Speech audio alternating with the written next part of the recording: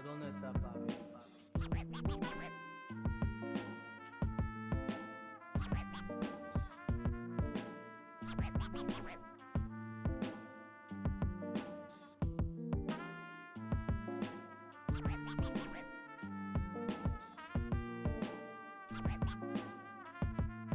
¿A dónde está papi?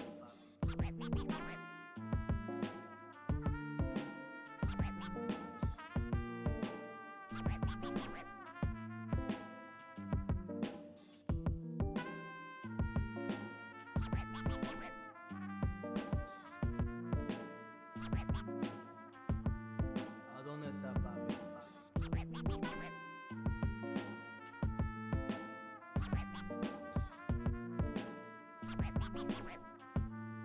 ¿A dónde está papi?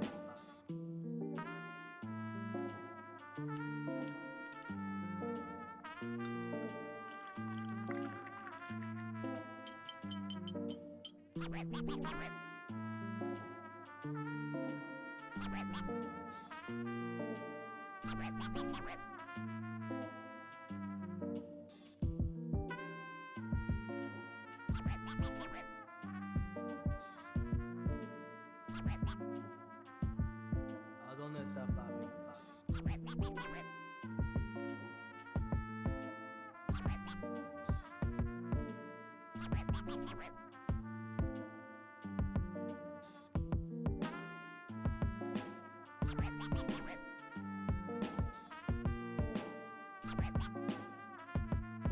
¿A dónde está papi?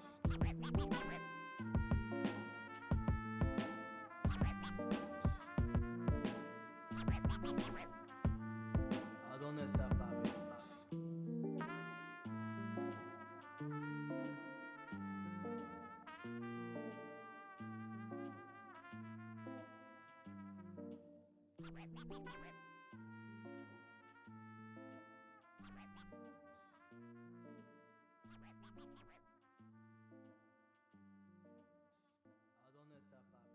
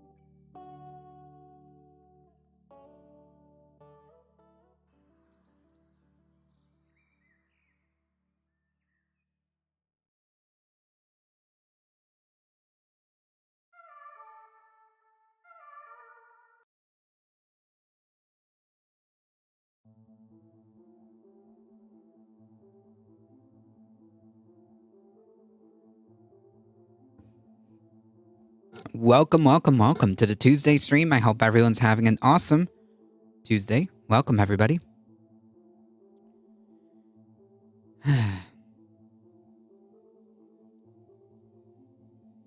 It's been a very tiring day today, so... Also, there's lots of stuff to go through.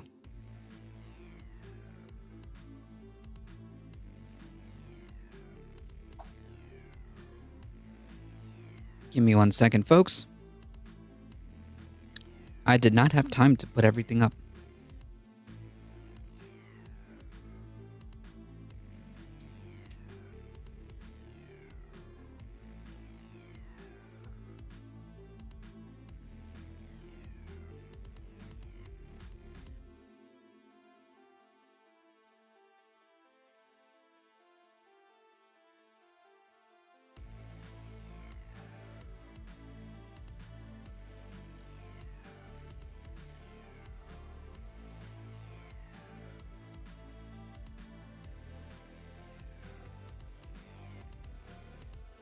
This one might be interesting.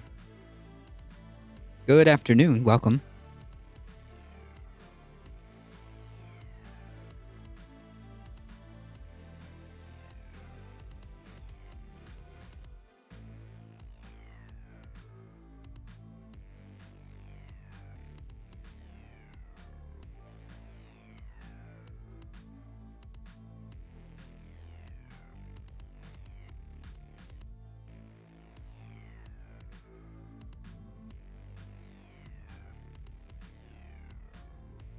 Okay, so I might still have enough power.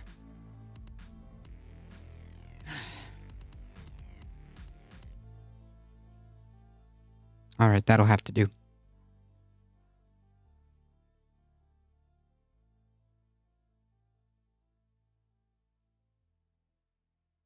I don't know why Discord keeps trying to... Okay, there we go.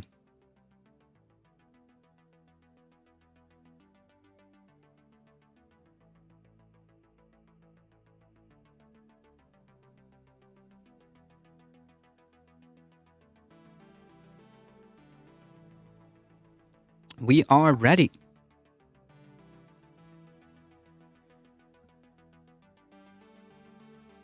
I think we should start with some labor news, yeah?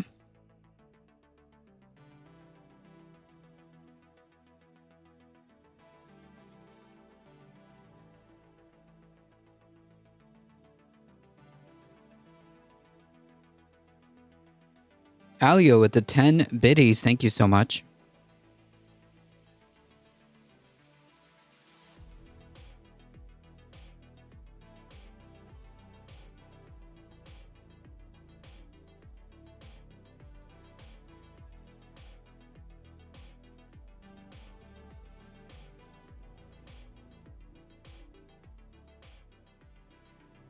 Activision Blizzard withheld raises from union campaigners. The NLRB finds. Not good. Not good, Activision. Following investigations, the National Labor Relations Board has found that Activision Blizzard withheld raises for QA testers at Raven Software campaigning to form a union. Per the Washington Post, Activision Blizzard and the QA testers from Raven Software will now continue on with their negotiations to agree a collective bargaining agreement. However, if the two parties cannot settle upon an agreement, the NLRB can issue a complaint against Activision Blizzard. Another option would be for the NLRB to prosecute the case before a federal judge should the company refuse to settle, although this is deemed unlikely. Former NLRB Chairman Wilma Liebman stated that this news was a very preliminary win for the union, noting that it gave the QA testers a little bit of leverage. Nice.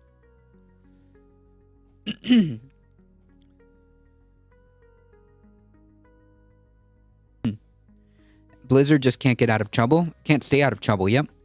It's part of their tactics, hit them where they can to put pressure on the company in order to reach an agreement with them and to stop violating the law. In response to these findings, Activision Blizzard spokesperson Rich George gave the following statement, quote, Due to legal obligations under the NLRB requiring employers not to grant wage increases while an election was pending, we could not institute new pay initiatives at Raven because they would be brand new kinds of compensation changes which had not been planned beforehand. This rule that employers should not grant these kind of wage increases has been the law for many years. Activision Blizzard declined to comment when contacted by Eurogamer.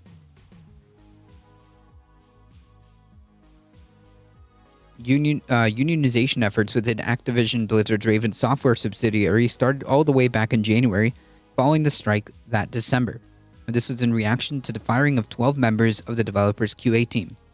Eventually, in May, a vote to unionize was won, despite Activision Blizzard's ongoing anti-unionization efforts, which included sending emails asking recipients to please vote no. Yeah, okay.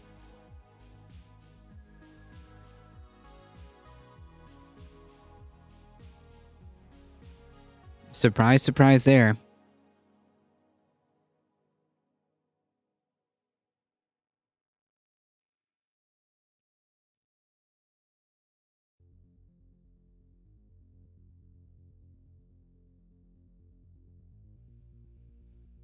How 5 Latino voters are thinking about the midterms. It was one of the big puzzles of the 2020 election. Why did Latino voters, who typically lean Democratic, swing forward towards former President Trump? Was it his promise of economic prosperity for Latino Americans? No. After all, the number one issue for Hispanic registered voters, like the broader electorate that year, was the economy, according to Pew Research Center. Or it could have been his pledge to construct a border wall and enforce a type of law and order along the U.S.-Mexico border, which might have appealed to certain southern voters, particularly those in Texas, still not entirely clear. The upcoming midterm election will test the durability of Republican gains and Democratic losses among this key group. Both parties are doubling down on their efforts to appeal to Latino Americans. But perhaps the most important lesson from 2020 was that Latino voters, the country's fastest growing voting bloc, can't be painted with a broad brush. Yeah, no shit.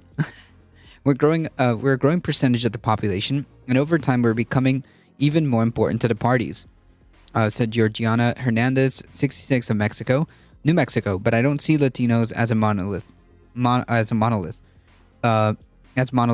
And in tight races, any movement you can get among the racial groups is important. It all comes down to being attuned to our needs and appealing to issues that are important to people of different stripes. Still, I want to see what was on the minds of 5 Latino voters in the lead up to the 2022 midterm elections. Unsurprisingly, as the chart below illustrates, a range of policies are top of mind for Latino voters when it comes to deciding who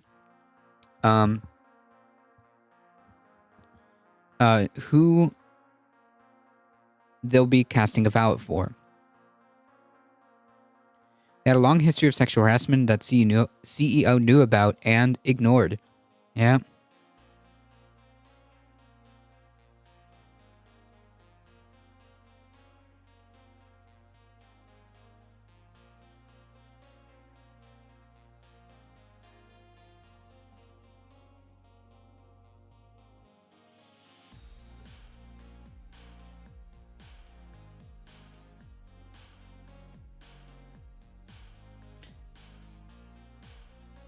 Inflation is Latinos' top concern for the midterms.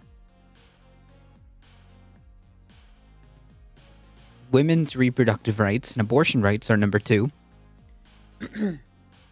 Lowering the cost of healthcare, improving wages and creating more jobs are basically the top 4.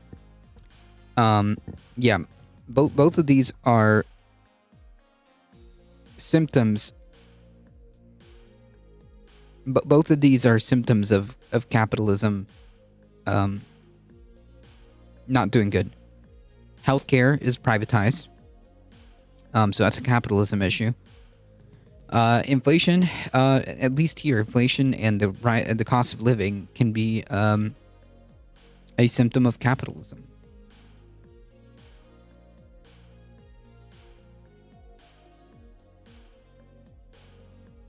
Well, I should say, it's illustrating the failures of capitalism. So the issue here is, well, capitalism.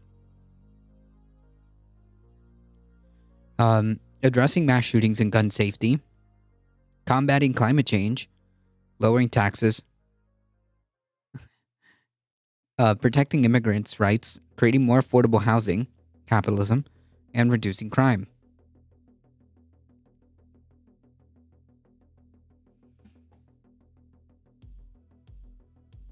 Well, if you improve wages, if you make it easier for people to live, if you improve the problems with cost of living, if you improve the housing situation, if you improve the cost of healthcare, all of these things would, as a byproduct, reduce crime. So there you go. Well, like for all Americans, economic issues like inflation and cost of living are still Latino voters' number one concern. Army of Lion, thank you for the follow. I appreciate that.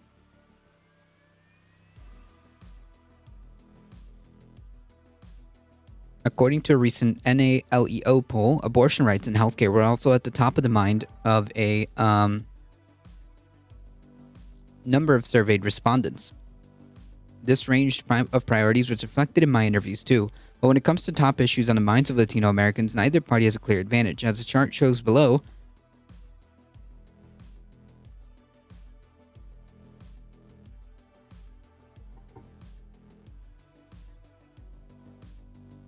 respondents are almost evenly split on which party they trust more on economic issues.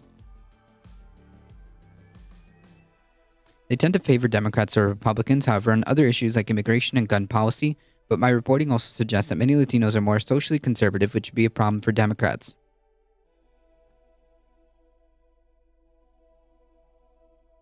Latino voters agree more with Democrats on some issues.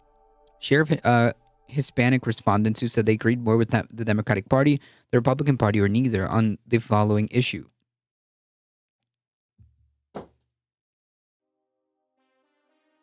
Wow, they actually they actually agree more with crime and policing than the way the Republicans they trust more the Democratic Party than the Republicans for crime and policing.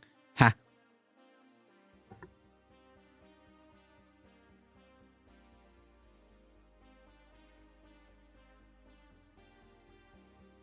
That's funny.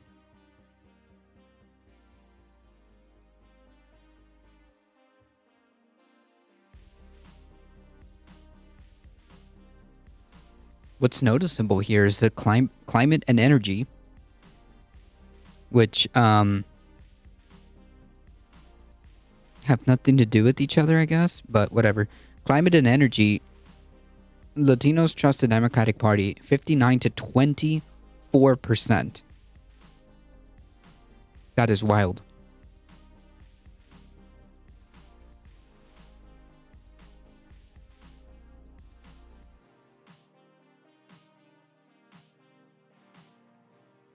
In short, this is why polling on Latino voters is often hard to gauge. Like all voters, they hold different, often competing priorities.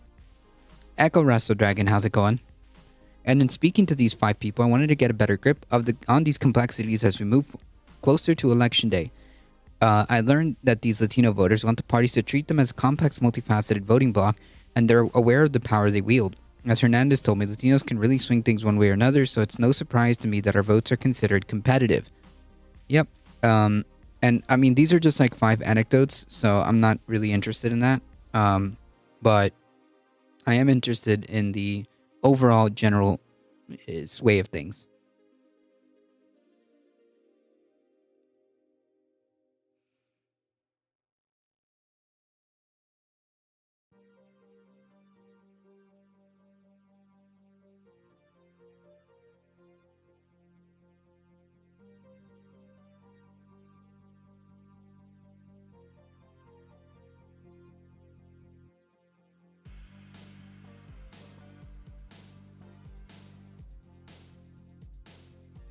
How's it going, Echo Wrestle Dragon?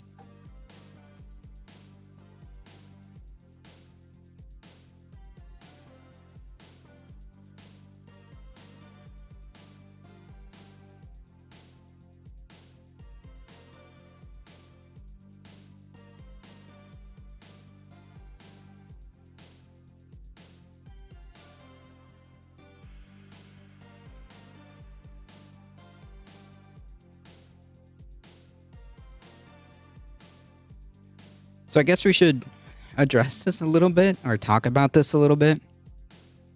Um,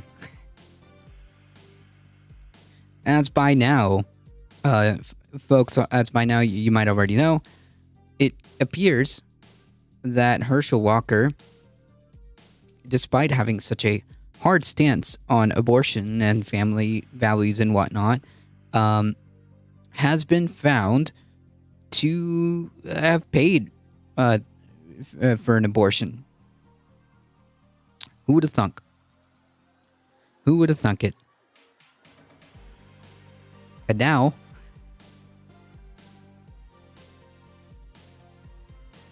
now the GOP is scrambling to see which way they can flip this, which way they can spin this narrative.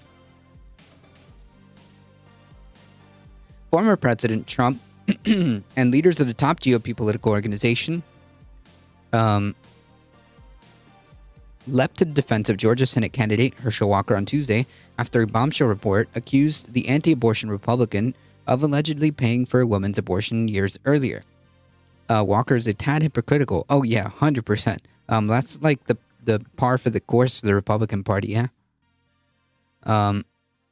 Former President Trump, Herschel has properly denied the charges against him, and I have no doubt he is correct. Oh yeah, I mean, sure. You know, Your Honor, I did not murder that person. That's it. That's my defense.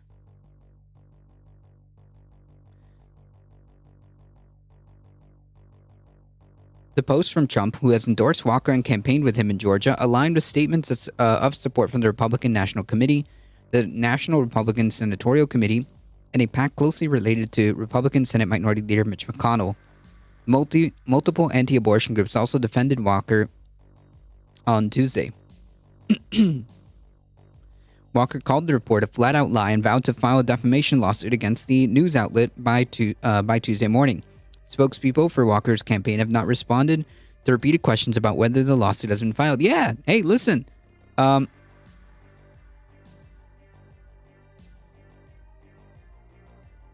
If it's defamation and it's not true, go ahead, prove it in the court of law. Go ahead.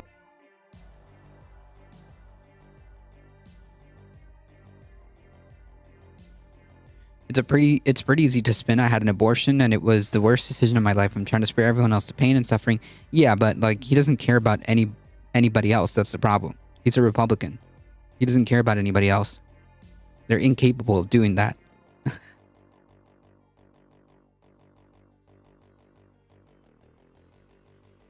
And here's the tweet regarding the latest Democratic attack or Democrat attack. Okay. Quote, "This is a flat-out lie, and I deny this in the strongest possible terms. This is another repugnant hatchet job from a Democrat activist disguised as a reporter." Oh, man. "Who has obsessively attacked my family and tried to tear me down since this race started. He's harassed friends of mine, asking if I fathered their children. He's called my children secret because I didn't want to use them as campaign props in a political campaign. Now they're using an anonymous source to further slander me. They will do anything to hold on to power, and it's disgusting gutter politics." Except you have no other evidence to contradict this, right? You have no other evidence to contradict this. And furthermore, like the icing on this whole entire cake was his own son came out. His own son came out against Herschel Walker. That's the real kicker of this story.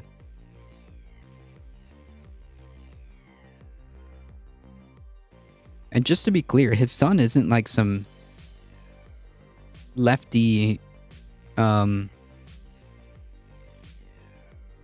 isn't some like lefty advocate or anything like that. He's some kind of like cringe,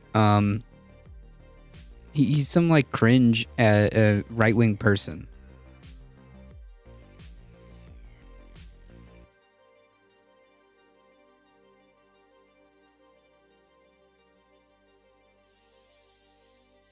So for his son to just like go to Twitter and just like drop those like nukes, as James from the internet called them. That's the icing on the cake. Scott Paradise, a spokesman for Walker's campaign, tweeted that the candidate had a major fundraising boost in the wake of the publication of the Daily Beast story. Paradise did not share any specific fundraising data in those tweets. Again, this doesn't dispute that allegation then. Showing like, oh yeah, we did good fundraising. Okay, great. That's not a denial of what. That's not a denial, my friend. That's not a denial.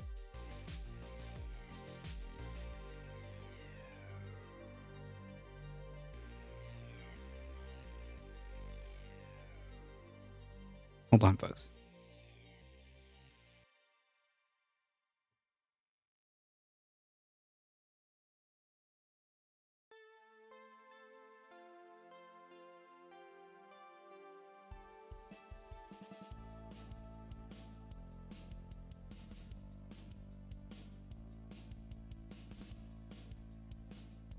Jeez, I click on like 10 different scenes. Sorry about that. The Daily Beast article on Monday night marked the latest and possible largest blow to the former NFL star scandal-plagued Senate bid just weeks after the November 8 midterm elections. Almost pulled a Herschel Walker there. Not really, not even remotely close. Not even remotely close. At least I'm capable of, like, realizing my mistakes. Warnock is an experienced legislator and brilliant speaker. Walker is neither. True.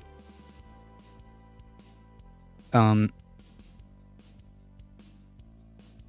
the problem is, like, Herschel Walker is not fit to be a senator. Period. I can't believe Walker might still win. It's very close. Yeah, it is very close. The fact that it's even this close is wild. I mean, be right back and then not coming back? Oh, true. True. Please clap. It comes as Walker and his Democratic rival, incumbent Senator Raphael Warnock, appeared to be neck and neck in polls in the key state. The Senate fight in Georgia, purple state that Biden won narrowly over Trump in 2020, is one of the several key races that could determine which party controls the Senate. The Daily Beast quoted an anonymous woman who said she became pregnant when she and Walker were dating in 2009, when he was not married, and that he urged her to get an abortion. The report said that women supported her claims with a receipt from the abortion clinic, a get well card from Walker, and an image of a personal check signed by him. The article spurred Walker's own adult son, Christian, to speak out against him in a series of furious social media posts. True. That's what I was talking about.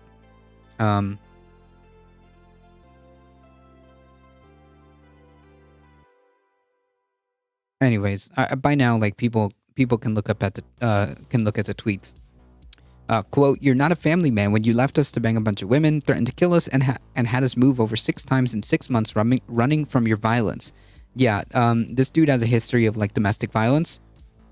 He has threatened, I believe, one of his wives or partners with a gun several times. So, yeah, he has got a history of having violent outbursts. Hello from YouTube chat. Howdy. Welcome. Welcome, YouTube chat. While Christian Walker appears to have disavowed his father's Senate bid, the Republican Party's leaders and institutions are standing by his campaign, of course. Of course, he's their perfect candidate. He's everything that, he's exactly what Republicans are. Herschel Walker is being slandered and maligned by the, quote, fake news media and obviously the Democrats. Okay, so prove it. Instead of just, like, making these statements, why don't you just show the receipts as to where they got what parts of the story wrong, if that makes sense. Just show us where the story went wrong. Show your receipts. The former president, whose 2016 campaign was also marred by personal scandals, said of Walker, "They're trying to destroy a man who has true greatness in his future, and he had, just as he had athletic greatness in his past." Yeah, okay. It is very important for our country and the great state of Georgia that Herschel Walker wins this election. With all that Herschel has accomplished, when you come from Georgia and you see the name Herschel Walker, then when voting, it will be very hard to resist. Don't. Yeah, I see no reason as to why I would vote for Herschel Walker in any way, shape, or form, or any capacity on any issue. Why would I want somebody? Why would I want somebody with a proclivity of domestic violence?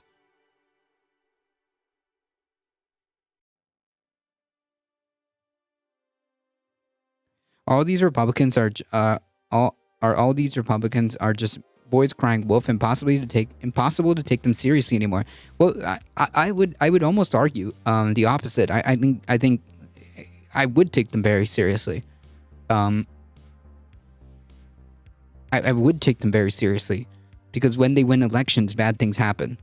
That's basically my my argument. Herschel Walker's son is also not right, who is helping on the campaign for DeSantis. It doesn't surprise me. I knew that he was like some right winger. He's definitely not anything to do with like, he's not like a bastion of progressive politics. He has like a podcast called Uncanceled or Uncancelable or something like that. Yeah, so for him to be calling out to drop all this on Herschel Walker is just wow. Why would you want an athlete to do politics? True, a washed up athlete and at that.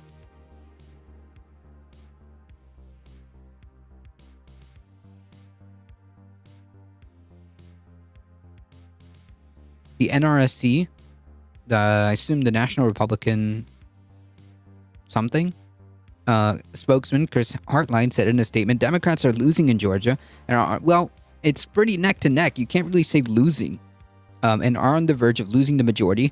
Well, according to the polls, that's not even true. That's not even true.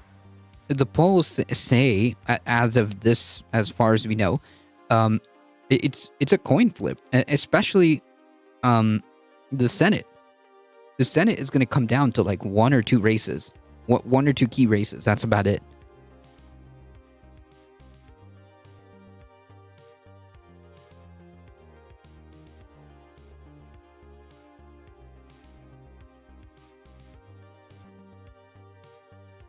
So they and their media allies are doing what they always do, attack Republicans with innuendo and lies. Okay, so disprove it. If they're lies, so disprove it.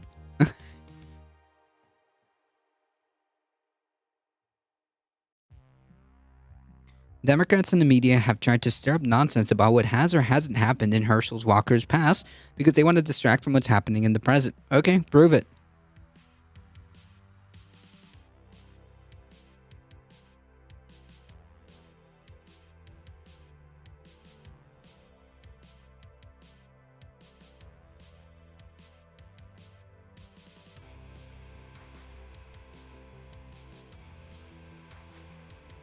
I think Dems have a better shot in the Senate than in the House. I agree with this assessment.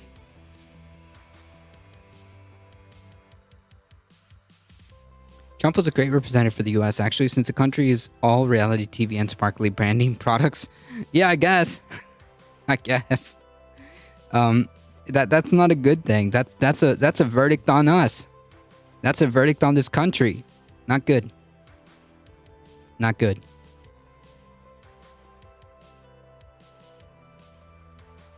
As a Senate candidate, Walker has called for a total ban on abortion and recently said he has always been for life. He has always been for life. I don't know what that means. Senate Rick Scott of Florida later came out with an even more forceful message claiming that Democrats have cranked up the smear machine. Okay, but if they have, first of all, this was done by the media. This was a story that was put out by the media. The Democrats had nothing to do with this. What are you talking about? Second of all,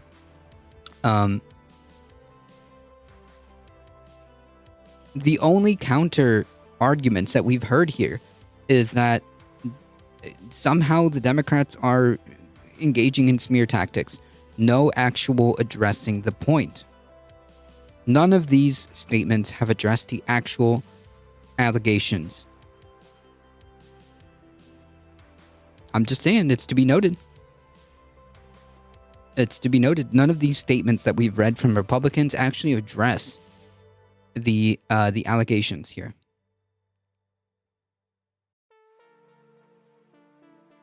When the Democrats are losing as they are right now, which is not true. It's not true. It's a pretty close race in Georgia between Warnock and Walker. They lie and cheat and smear their opponents. Okay, where? And cheating is the implication being that there's some kind of shenanigans going on. Again, unfounded.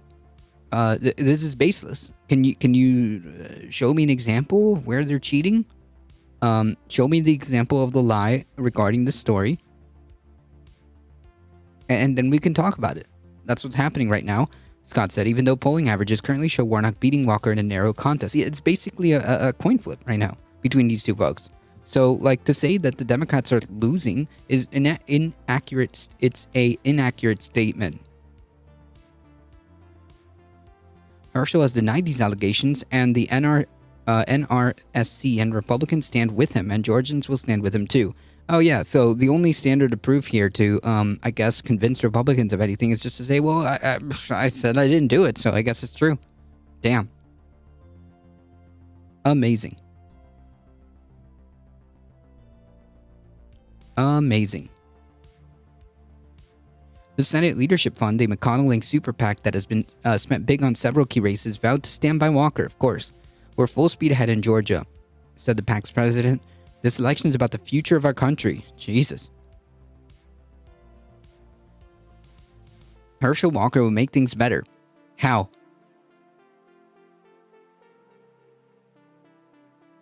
Raphael Warnock is making it worse. How? Anything else is a distraction. RNC Chair Ronna McDaniel accused desperate Democrats and liberal media of turning to anonymous sources and character assassination. Okay. So disprove the allegations.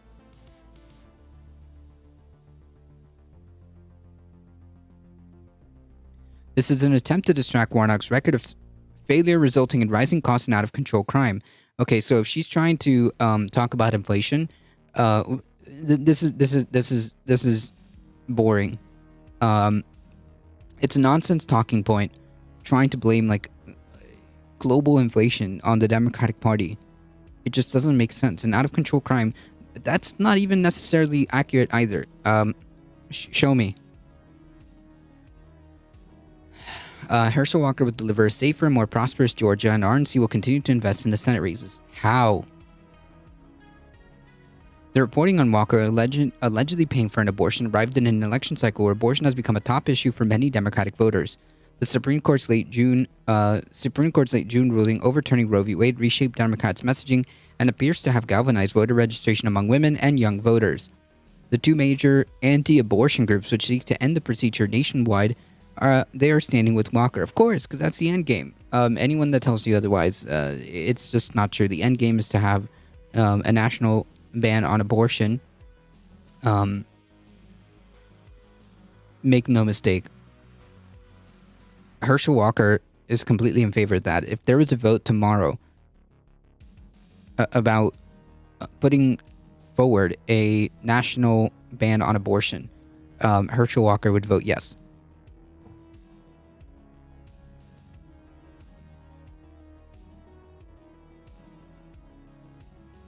Two major anti-abortion groups seek to end the procedure nationwide. They said Tuesday they're standing with Walker. Herschel Walker has denied these allegations in the strongest possible terms, and we stand firmly alongside him. Again, this is all you need to convince Republicans. This is all you need to convince conservatives. Just strongly assert something, and that just makes it true, I guess. Okay, cool, dude.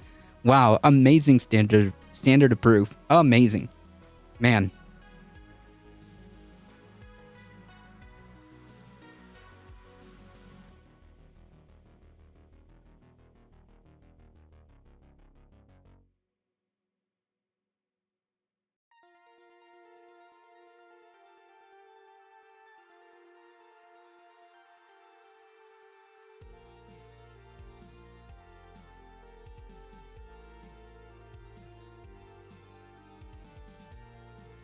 if we're going to high standards here, Walker would be innocent until proven guilty, and the evidence submitted would be considered pretty flimsy, but I'm no judge, so good enough for me. Well, we've got basically, as far as we know, a source who produced receipts for the actual procedure costs, a note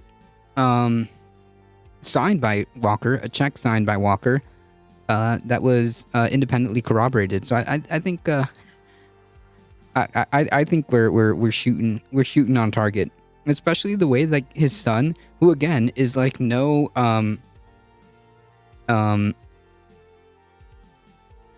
no like leftist ally, right, has even gone off on him. So yeah. Not to mention, like, he has a provable, like, history of sleeping around and cheating on his partners. So, yeah, his character, it fits. It just all ends up. Sure, like, maybe one thing might not be enough, but the more we think about it, the more plausible it seems. So, yeah. And furthermore, notice how none of his responses involve actually producing receipts to counter the allegations. So, yeah. He never denied almost shooting his ex-wife. Oh, yeah, and she testified about this. Did she not? She testified, or at least there's video of her saying, yeah, this dude put a gun to my head. This dude put a gun to my head. But yeah, on the whole, like, abortion thing, it seems to add up. It seems to add up. It wouldn't be out of character for someone like Herschel Walker, who has a history of cheating, with his partners, who has a history of going like of sleeping around, and then pretending like he's a family values man, right? Another group, National Right to Life, said the anonymous attack on Herschel Walker is just the latest in series of attempted Democratic character. Where is this Democratic character? Like, the Democratic Party had nothing to do with this. It was a publication, my dude.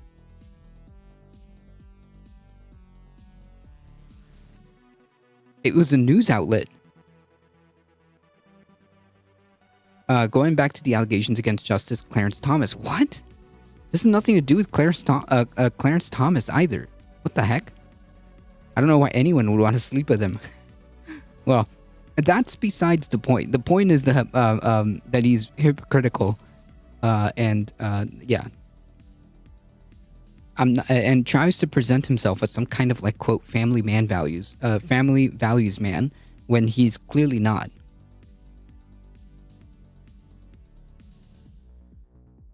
National Right to Life stands behind its endorsement of Herschel Walker, said it accused of Warnock of voting to pay for thousands... Wait, what? It said accusing Warnock of voting to pay for thousands of abortions. What? What is this? Again, notice how any of these statements do not even engage with the allegation at all. None of these.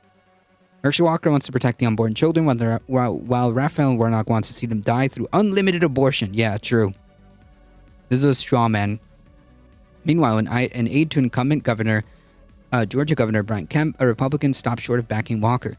As he said repeatedly throughout his campaign, the governor is laser focused on sharing his record of results and vision for his second term with hardworking Georgians. Yeah, this guy wants none of that. Oh man, this guy said peace. We're gonna skedaddle out of that one. We don't want to walk into that mind trap.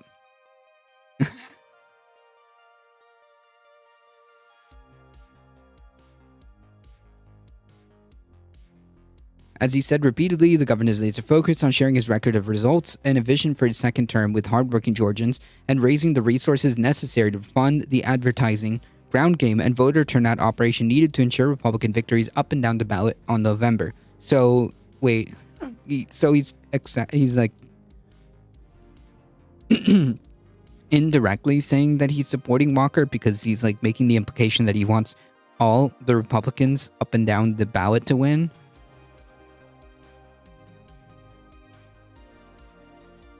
Walker's personal life has dominated coverage of his Senate campaign. His ex-wife, Cindy Grossman, accused him of threatening to kill her, and Walker confirmed on the campaign trail that he has more children than were previously known.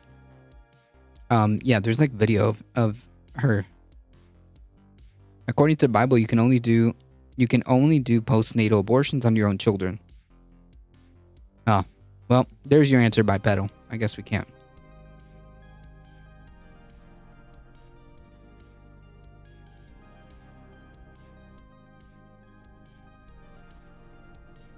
I'm not part of that book club. Me neither, but to be fair, what we're gonna do what we're attempting to do is abort Herschel Walker's political career because it hasn't started yet. Eh? Please clap.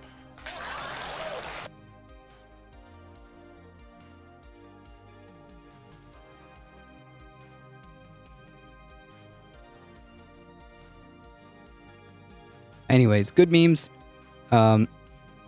Massive hypocrite. And we'll see how we'll see in the coming days just how much well, it's not that dark. It's like not really that dark humor. I mean, I guess there's a hint of darkness in there. I don't know.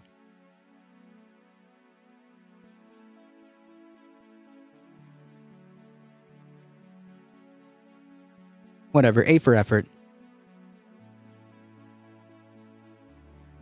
The only mention of abortion in the Bible is how and when to perform one. True!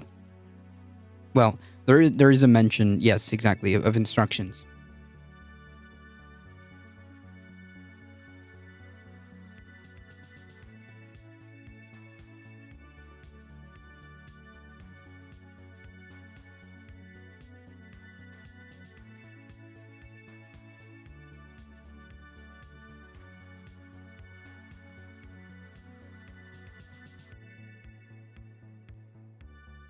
All right. Hurricane Ian, as most folks know, has ravaged the west coast of Florida. And now we're starting to get a feel for the aftermath of this. We're just going to go over this one really quickly. Hurricane Ian's death toll rises as crews go door to door in Florida. As crews go door to door and search for survivors and in decimated neighborhoods. After Hurricane Ian obliterated communities in Florida, rescue crews going door to door and searching of survivors are reporting more deaths, and residents grappling with loss are facing a long and daunting recovery. As of Tuesday, at least 102 people have been reported killed by the hurricane, 55 of them in Lee County. Ian also claimed the lives of 4 people in North Carolina.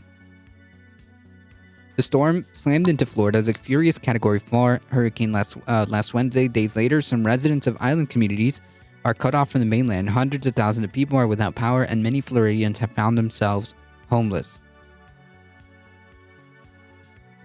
In some cases, government officials dealing with recovery efforts are among those who lost their homes. Fort Myers Beach City Councilman Bill Veach lost his 90-year-old cottage is in ruins with only one section of his recent addition left standing. Pieces of his home were found 2 blocks away.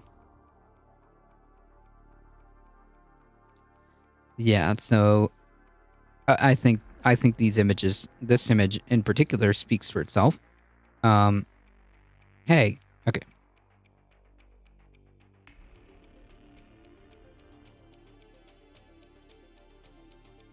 I was surprised when the original death toll was just 25, but of course they had not even started looking at that point. Yeah. Like, it always starts like this. We won't get like a full scope of this probably for another couple of weeks, maybe. Then we'll get a better idea. But it seems like it's going to be a lot. And that's unfortunate. And I hope we can learn, especially when it comes to early warnings.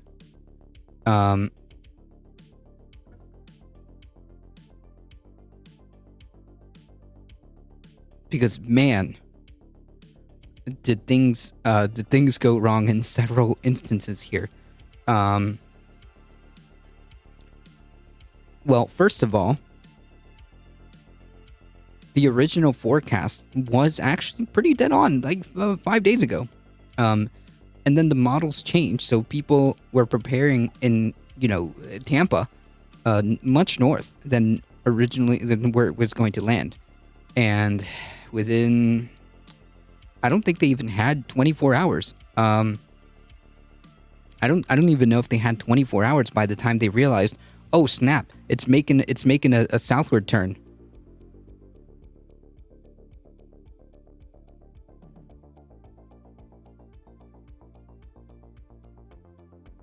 At this point, you can only evacuate Florida permanently. The same thing is going to happen next year. Yeah, I mean, like, there are ways of doing things with resiliency in mind, and I suggested this idea, where when you have a situation like this, the cone of whatever uncertainty, why don't you just prepare that entire area for potential evacuations and be like, look, we don't know, but everybody in this whole entire area needs to be prepared and expecting to evacuate. And if you don't, then whatever, you're good. You don't evacuate. They had 48 hours, I believe. Becky, how's it going? Okay. So yeah, 48 hours is not a lot of time. That's very little time. But if a couple of days more than that in advance, they could say, okay, this entire area, y'all need to be ready. And then if it happens to be that you need to evacuate, then you're already packed and ready and prepared. So I don't know. That's just me. And of course, when you rebuild, hopefully you take climate resiliency in mind. How's it going? I hope you're doing all right. The whole Gulf Coast should be evacuated. True. Also, building a couple of really sturdy buildings to hold people might be a good idea. Those wood sheds are going to crumble like nothing. Yeah, well, yeah. But I think that, like, Florida's building codes are actually pretty good. The problem here is that it matters not when you have, like, 12 feet of water. Okay. I went over the story yesterday where there was a community in that whole area that was very near the ground zero area that was built around being as resilient as possible, and they were pretty much fine. Those folks were pretty much fine. No structural damage, no flooding, no loss of power, no loss of internet. Those folks were completely fine because they built that entire area to around resiliency.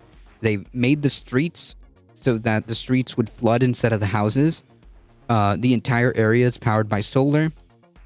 All the cables, all the power cables, the internet cables, anything that's important is underground. So none of that got knocked down. And nobody there lost power. Nobody there lost power or internet. So when they told me building sturdy buildings is impossible thanks to the sandy ground, they lied to me. I don't know. That's an engineer question.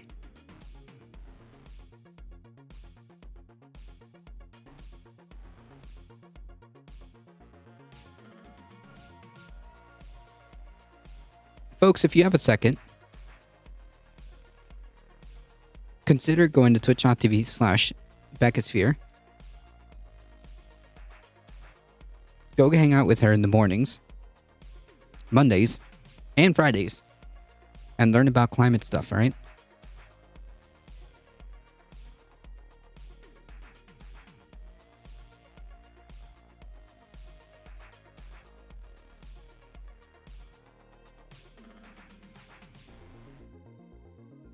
No problem.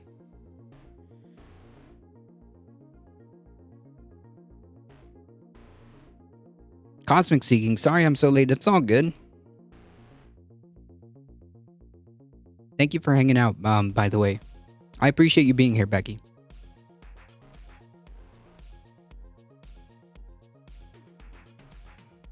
I suspect that within the next couple of weeks, we'll get a complete idea of what the actual death toll will be, but it's not looking good. It's not looking good.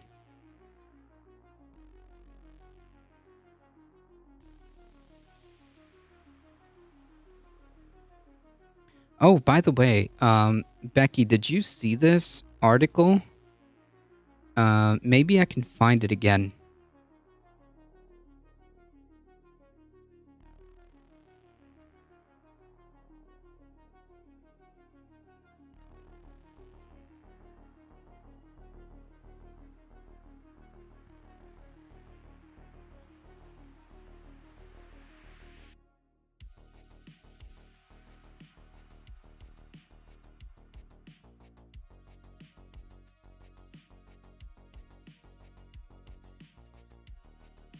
Here, I'm gonna post it in chat.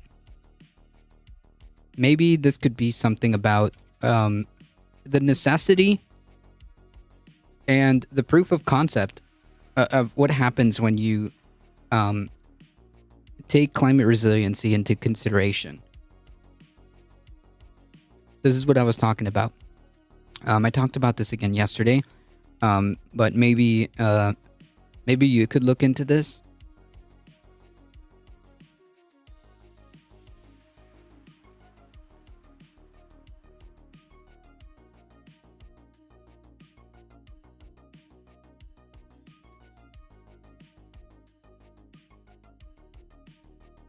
This was only 12 miles northeast of Fort Myers, so pretty much around ground zero. And this is what I was talking about. It's called Babcock Ranch. It's made up of 700,000 individual solar panels. Generates more electricity than the 2,000 home neighborhood uses. The streets in this meticulously planned neighborhood were designed to flood so that the houses don't. Native landscaping, along with roads, help control the stormwater. Power and internet lines are buried to avoid wind damage, and this is all being in addition to being built to Florida's robust building codes. So all this, just taking the climate, resiliency into consideration. It sounds like an amazing story. Yeah, this is a perfect example of what can be if you choose to take into consideration the climate crisis.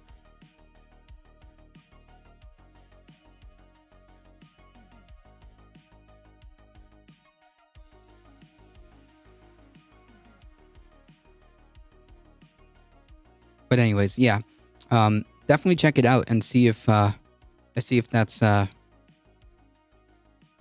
something interesting. I hope Becky can catch up on the UK Drax power station burning wood pellets. Oh yeah. You told me about this yesterday. That seems to be like a problem here too, where you get like green subsidies for burning wood.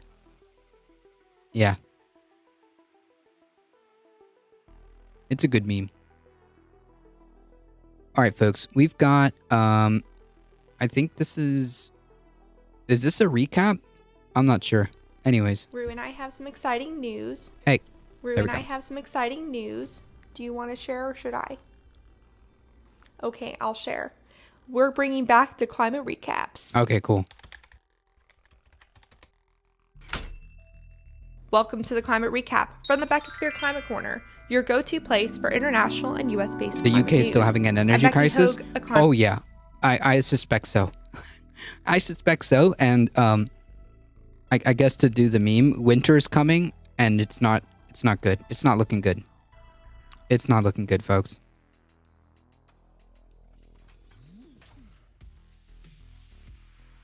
It's not looking good. Climate Communicator. Today is Tuesday, October 4th. Let's jump right into today's news. Let's start by talking about the aftermath of Hurricane Ian in Florida and South Carolina. The death toll is over 100 at this point. Oh yeah, there we go. That comes from a number. You know what? I didn't even have to do that article. I could have just played this video. Shame on me. Jesus. One factor is naturally the intensity of the storm, which reached almost a Category 5 thanks to unusually warm waters in the Caribbean and the Gulf of Mexico, and the increased atmospheric moisture from rising air temperatures. Another factor is the difficulty meteorologists and computer models had in accurately predicting the path and intensity of Ian, which became more intense than expected and curved southward at the last minute. And another factor in the death toll is how many people are moving into hurricane and flood prone zones. Yes. And like, just to, I guess, like piggyback off that, like, man, when people start to realize what exactly is going down, because I don't think it's hit people yet, just quite yet. Maybe this can be a catalyst to when people start realizing what's going on. But if you've been paying attention, a lot of insurance companies are having a really rough time. A lot of insurance companies are going belly up. They can't keep up. That's the problem.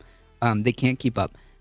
It's going to get to the point where it's going to become uninsurable or so expensive that people aren't going to be able to afford it. Once people it starts clicking in their heads that maybe having property there isn't as valuable. All those properties are going to start becoming less and less worth. They're going to become worthless. Nobody to sell it to, because nobody's going to buy property there for obvious reasons, and like it's going to cause a economic problem. Besides the point, like that's just kind of like to piggyback off that. But geez, it's going to be really bad. It's going to be really bad.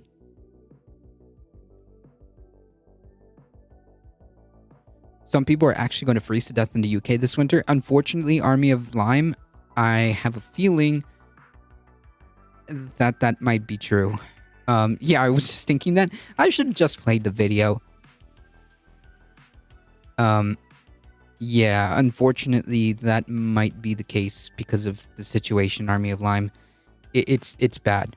Fort Myer, which got the center of the storm, has the highest death toll, and its population has grown by 623% since the year 1970. Florida as a whole has added more than 2.7 million people over the past decade, even as sea level rises and storms become more intense. Similarly, Charleston, South Carolina grew by 25% over the last decade despite being at risk of sea level rise, hurricanes, and flooding. Officials in Charleston are working on a plan to build a $1.1 billion seawall, and the mayor has expressed interest in rezoning the whole city to end development in flood-prone areas. Build that wall, I guess. I don't know how far we're gonna get with that. Insurance companies are going to have to be forced to deny. I don't think they can. I think what's going to happen is just they're going to go belly up. More of them. There's 6 that went belly up this year alone. 20-something plus are already in danger of going bankrupt, and Hurricane Ian might actually crack a few of those too. It's going to get really bad. The situation is going to get really bad. But the city also recently okayed plans for more than 9,000 acres of residential and commercial development that would locate half of the homes in flood-prone areas. That inconsistency between recognizing the problems and still greenlighting development is a trend in the Southeast. Yeah, well, because money, profit, that's what they're interested in. They're interested the developers are going to make their profit. And by the time anything happens, well, they already made their pennies and they already pieced out long ago. Yeah, so that's the issue here. It's a trend everywhere, as California is doing the same thing when it comes to wildfire risk. Yes, that's the friction, right? These developers do not give a flying fuck. I'm pretty sure they know. I'm pretty sure they're aware of like the risks and whatnot. But hey, they made their money, and that's pretty much the extent of that thought process. Really, they made their money and they're piecing out. So what if that, beachside condo is basically underwater, under 12 feet of water in the next storm? It doesn't matter. They already made their millions or whatever, and that's it. The Federal Emergency Management Administration, or FEMA, recommends anyone who lives in flood-prone areas to get flood insurance as soon as possible. I want to pass this off to you now, though. What do you think is the most effective way to reduce the number of people at risk of flooding? Let me know in the comment section below. Really, That's a perfect freeze frame where you got like sideways Becky and then like, yeah. Anyways, the way you have to do it is exactly how that community built its systems, right? If you're gonna have people, in these areas, then you're gonna need to build those areas to be able to withstand flooding. I mean, either that or just stop approving these freaking building and development plans. Jesus, I hate it. Nah. Okay, let's check out some climate studies. Methane is a main component of gas and also 84 times a more potent greenhouse gas than CO2 for the first 20 years they're in the atmosphere. But when fossil fuel companies have excess gas and haven't prioritized storing it for more energy use, they burn it off in an act called flaring. Or maybe they don't really burn it off. A new study looking at the 3 largest oil and gas basins in the US found that in many cases, flares were extinguished and not relit, meaning Yikes. all the times they were supposed to burn off the gas, they weren't. It just goes into the atmosphere. I think increasing wetlands and mangroves along the coast could somewhat help too. Yes. Yes. My a friend who's basically my non-biological brother is... I mean, I'd say this all the time, but whatever. He is a researcher who is currently down there in South Florida, and a lot of his projects are involving the restoration of like the Everglades and whatnot. And yeah, restoring what naturally was the the original ecosystem would provide some resiliency. Yes.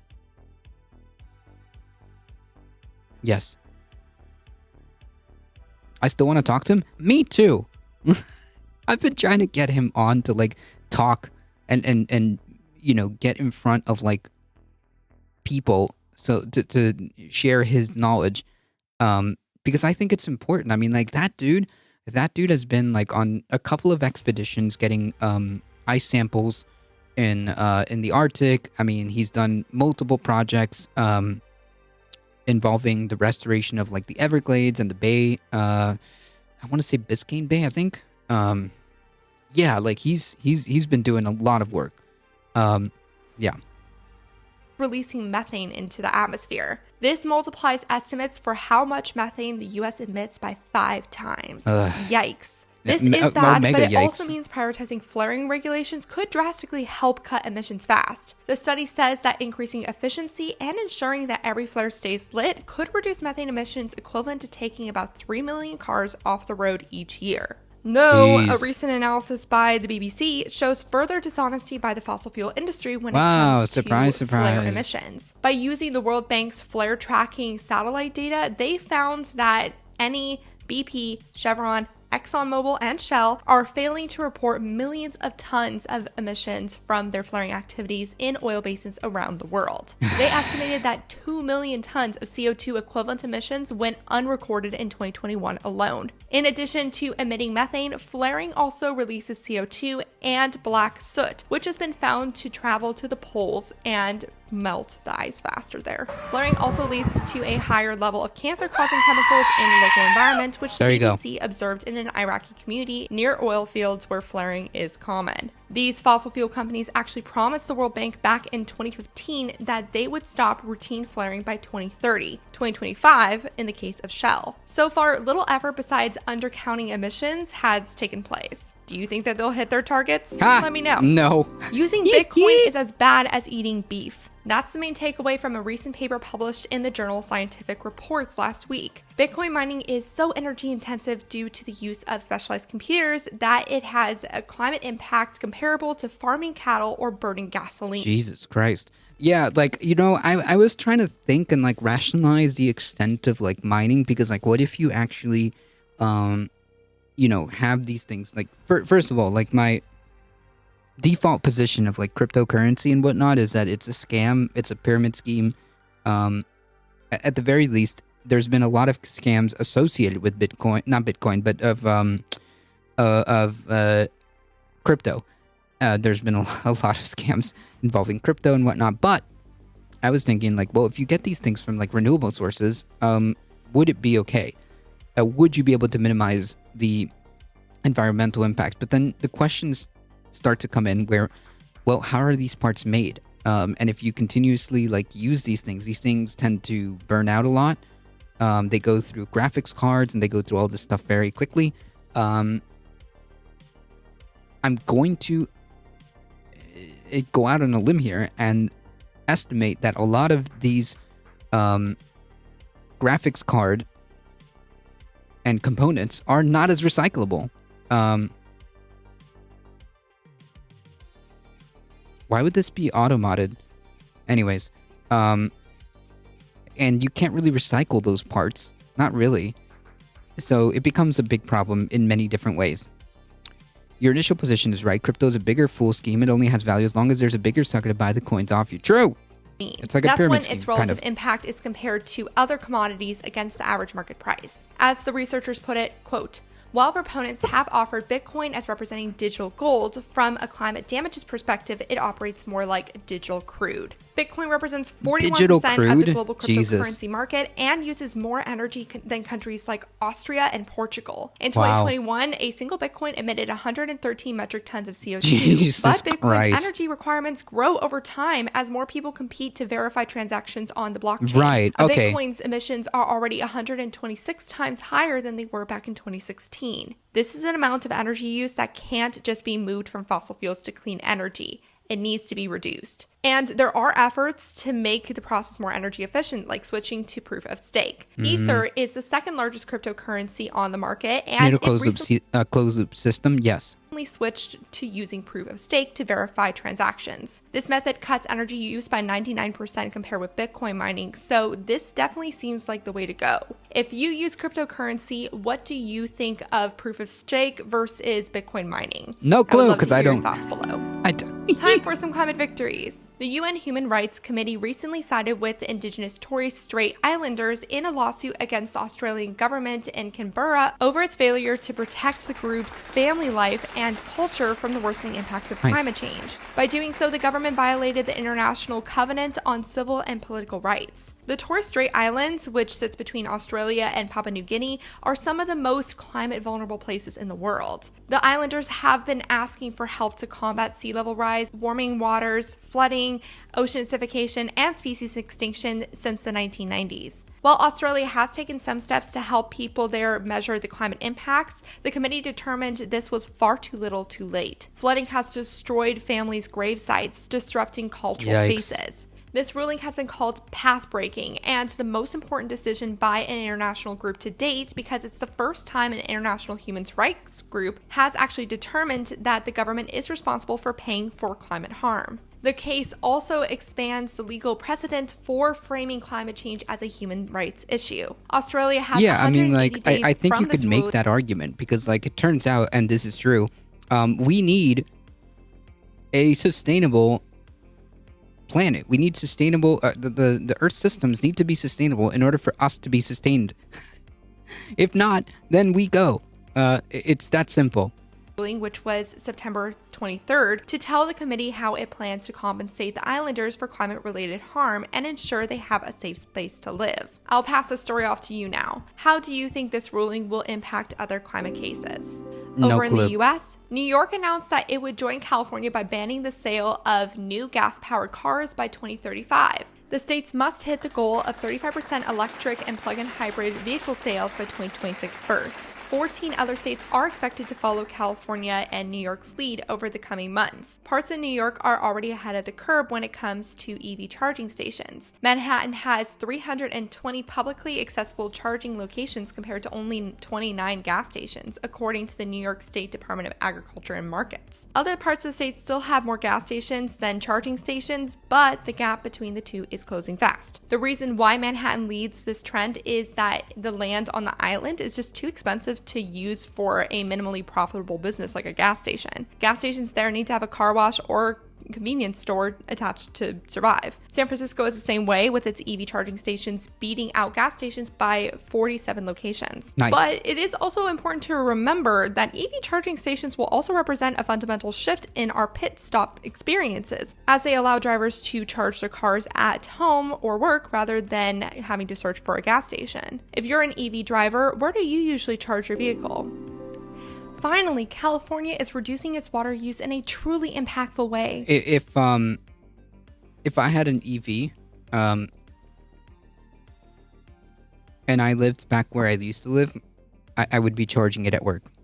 No, I'm not talking about inefficient agriculture practices or stopping bottled water companies from taking our water. I'm talking about adding a flow restrictor to rich people's pipes. Ha! The Las Virgenes Water District has begun putting water restrictors on certain homes in Calabasas and Hidden Hills that were still being wasteful while we're in the worst drought in 1,200 years. The district imposed a 50% outdoor watering cutback a little while back, but some celebrities haven't really cared about receiving penalties. Some celebrities who have been bestowed this honor include the comedian Kevin Hart, the rapper The Game, and Kourtney Kardashian's ex, Scott Disick. Other celebrities posed to get one of these stainless steel discs with a hole in the middle include Kim Kardashian, Sylvester Stallone, and Madonna. Homes with flow restrictors will only get 60% of their usual water supply. The device takes 10 minutes to install, and then it's sealed and garnished with a sign that says any tampering will result in a $2,500 fine. Well, so far, no celebrities have messed with these devices. $2,500 to them is like a cost of doing business. Like, I don't know if that'll affect them that much, but this is a good thing. This is definitely a good thing.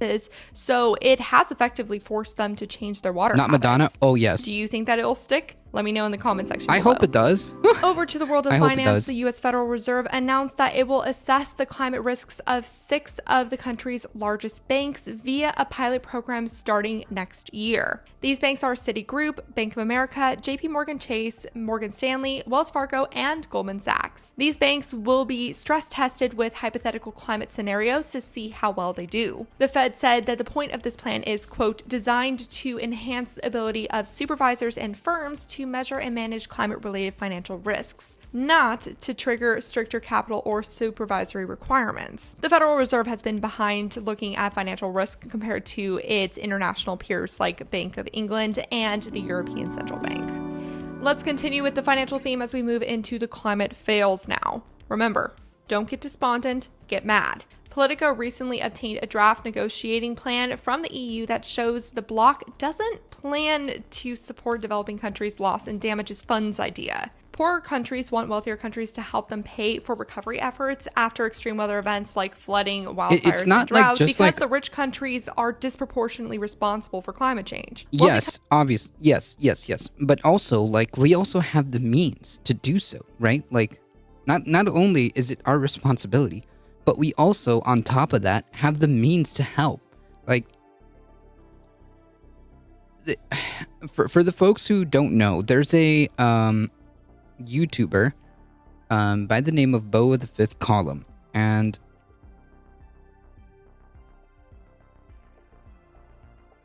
there's a T-shirt that he says or that he has, and the T-shirt or message says Rule 303. If you have the means at hand, then you have the responsibility to act. And that's basically like what encompasses this whole thing.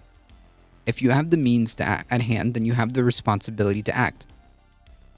Countries already promised back in 2016 to provide $100 billion a year starting in 2020 to help poorer countries transition to clean energy, but they still have failed to actually come up with that much money. Now developing countries want them to keep that promise, but add on another fund as their situations grow more dire. This call to action has grown quite loud, particularly after the devastating floods in Pakistan. The draft document, which will be finalized today, agrees that the EU needs to help pay for damages, but wants to do it in the form of a global shield insurance initiative rather than the fund. This initiative has been criticized by many as a way to keep emerging economies dependent on wealthier countries through the insurance premiums. Do you think that wealthy countries should pay for losses and damages money through a fund or through an insurance policy? Let me know. What? Yeah, I would definitely not want insurance companies involved in this. No way. Your thoughts in the comment section below. Meanwhile, the top equity firm Carlyle's emissions declaration isn't quite adding up. It casually left out emissions associated with its largest fossil fuel investment, NGP. NGP, originally called Natural Gas Partners, is right, also especially an investment considering firm wealthy and nations are represents producing the 8% most of emissions. Carlyle's total earnings over the last 5 years. NGP has been raking in the dough, though, during the Russia-Ukrainian war, making Carlyle about $512 million in the first half of this year. Nice. That's more than 20% of Carlyle's total revenue and 49% of its profit. It's likely that Carlyle's future carbon-heavy investments will be made through NGP in the U.S. and the Carlyle International Energy Partners program outside of the U.S. Yet somehow Carlyle claimed it doesn't include NGP in its emissions portfolio because their relationship is passive. Now, legally, Carlyle didn't actually do anything wrong because this emissions information is voluntary to collect. But it has encouraged some experts to call for the guidelines provided by the Task Force on Climate-Related Financial Disclosures created in 2017 to be tightened. Mexico has been officially deemed the deadliest country for environmental activists and land defenders in the world, according to Global What? In the world? Jesus. Witness. 54 activists were killed in Mexico last year, compared to 33 in Colombia and 26 in Brazil. Yeah, like even when we heard about like the things that were going on in Brazil, that was horrifying. And like Mexico's almost twice, right? About a little over twice as much. Jesus. Overall, Latin America accounts for 2/3 of the 200 environmental activist murders reported in 2021. Jeez. Many of these activists are indigenous people, like those in the Yaqui indigenous group in Mexico. Last month, Mexican President Obrador apologized to the group for past abuses, saying the government will invest in infrastructure to help them. But he refused to stop siphoning off the tribe's water supply, which is one of the things the Yaqui people are actually fighting to protect. Now, several courts have sided with the Yaqui people on this matter, but that hasn't stopped Obrador from siphoning off that water. If you are an environmental defender in Latin America, I would love to hear your thoughts about this concerning activist death trend. Now let's look at the U.S. agriculture industry. The Inflation Reduction Act recently allocated $12 billion to go towards climate-smart agriculture practices, as the industry accounts for about 11% of the country's emissions. But can the U.S. Department of Agriculture, or USDA, be trusted to use the money in the best way? A recent environmental working group analysis showed that out of the $7.4 billion given to farmers by the USDA for climate-smart farming in 2017 to 2020, very little of that actually went towards practices that helped the land take up carbon. Climate-smart farming practices come in many different forms, from planting cover crops to reducing pesticide use to ending tilling to creating wild spaces. The Environmental Working Group created a database with the USDA's spending information via its 5 largest conservation programs and determined that 2 of them in particular need reforming. Those are the Environmental Quality Incentives Program, or EQIP, and the Conservation Stewardship Program, or CSP. Most of that, I think most of the time, I think your assessment is correct. Even like the quote small farmers are just like subsidiaries, or basically forced to be under the heel of like a large corporation, a large agriculture corporation. Even like the small farmers, because like they have no other choice. Less than a quarter of the money allocated to EQIP went to climate-smart practices, most of which was cover crops. Now, cover crops can be good if they are used consistently and the soil isn't tilled afterwards, though that's not always what happens. Furthermore, other parts of the money were used to fund practices that actually would do more harm than good, like increasing irrigation infrastructure, which can exacerbate water shortages. Meanwhile, the CSP used only 0.3% of its funding to support climate-smart agriculture. That's like nothing. Throughout this research, the Environmental Working Group also had trouble with the USDA's data transparency and had to issue several FOIA requests to gain access to this public information. The group suggested that Congress reforms those 2 programs and prohibits the USDA from spending money on activities that increase emissions. They also called for better data transparency moving forward. If you are someone who works in the agriculture industry, I would love to know your thoughts on these findings. Do you think that the USDA is prioritizing its funds towards climate-smart agriculture? And the Supreme Court is back, baby!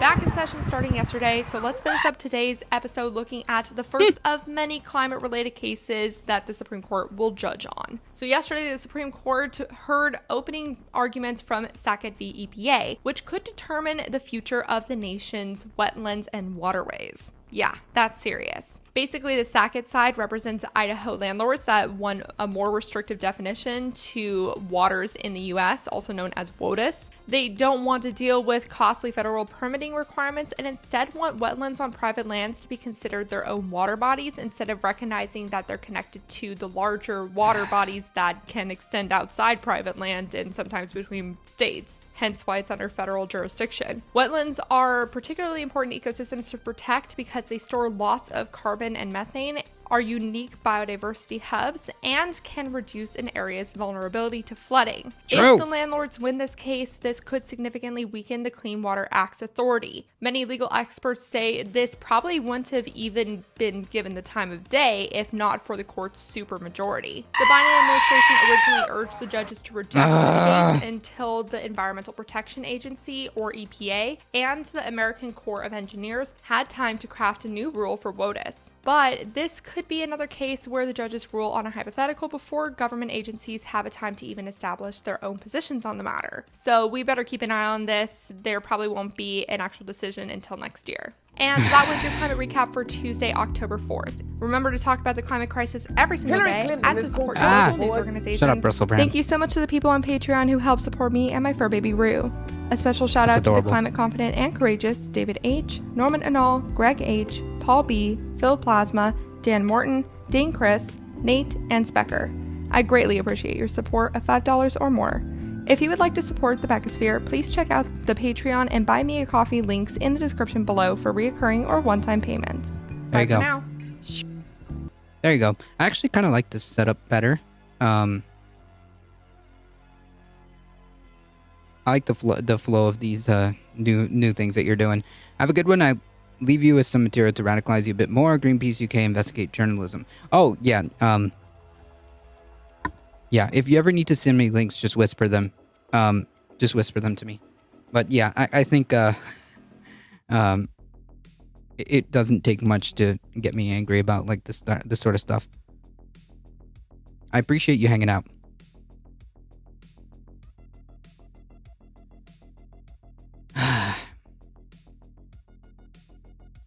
Well, that sucks. We'll see what happens with the Supreme Court decision.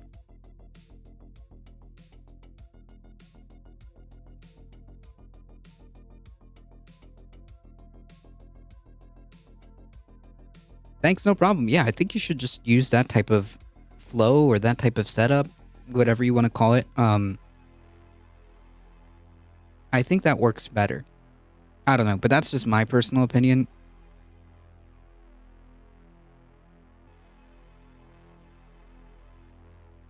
All right, we got a couple of articles more to go. Election officials confront a new problem, whether they can trust their own poll workers. Right, because we've gone over articles saying that how Republicans are getting ready or gearing up to throw wrenches in the electoral system because they fundamentally don't believe in it. Election officials are growing concerned about a new danger in November that groups looking to undermine election results will try to install their supporters as poll workers. This isn't like a conspiracy theory or anything of the sort. The Republicans are very open about this. The Republican Party is very open about this. They've stated it multiple times. It's not a secret. It's more work, but I think it hits harder. I think so, or at the very least, like, definitely. Hold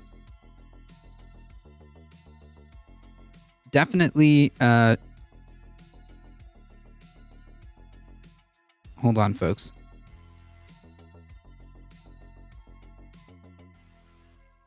Yeah, it definitely makes the video flow much better. Like I'm watching a segment of news. It's got even more of that impression.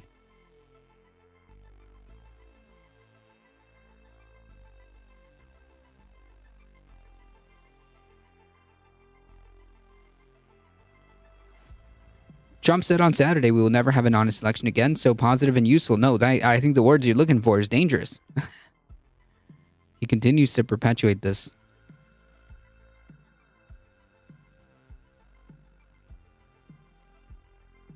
Give me 1 second, folks.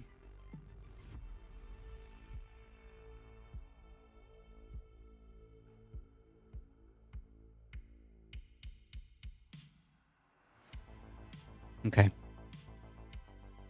The frontline election workers do everything from checking people in at voting locations to helping helping process mail ballots. In other words, they are the face of the American elections for most voters. And now, some prominent incidents involving poll workers have worried election officials that a bigger wave of trouble could be on the horizon. Michigan, in particular, has been a hotspot. A far-right candidate for governor, who lost the GOP primary, encouraged poll workers to unplug election equipment if they believed that something was wrong. A Michigan County GOP organization encouraged poll workers to ignore rules barring cell phones in polling places and vote counting centers. Yep, we went over that one.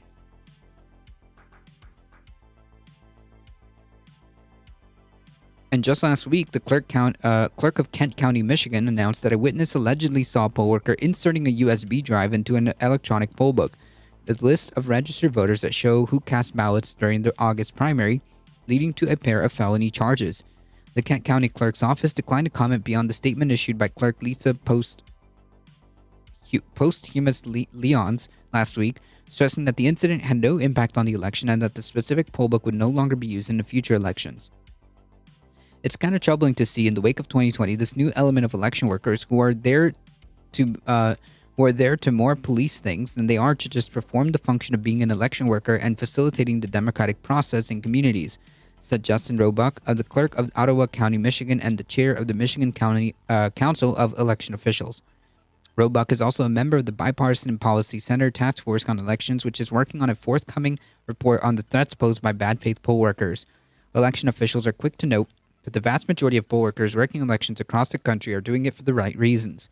The dangers to the election system posed by bad actors serving as a poll worker, or even a small group of them, are likely much smaller than the ones who become a Secretary of State or even a local county clerk, where there is a much greater ability to affect campaigns by changing the voting policies or through disrupting the election certification process, which also happens to be the targets of the GOP as well, to capture Secretary of State positions and local positions like county clerk.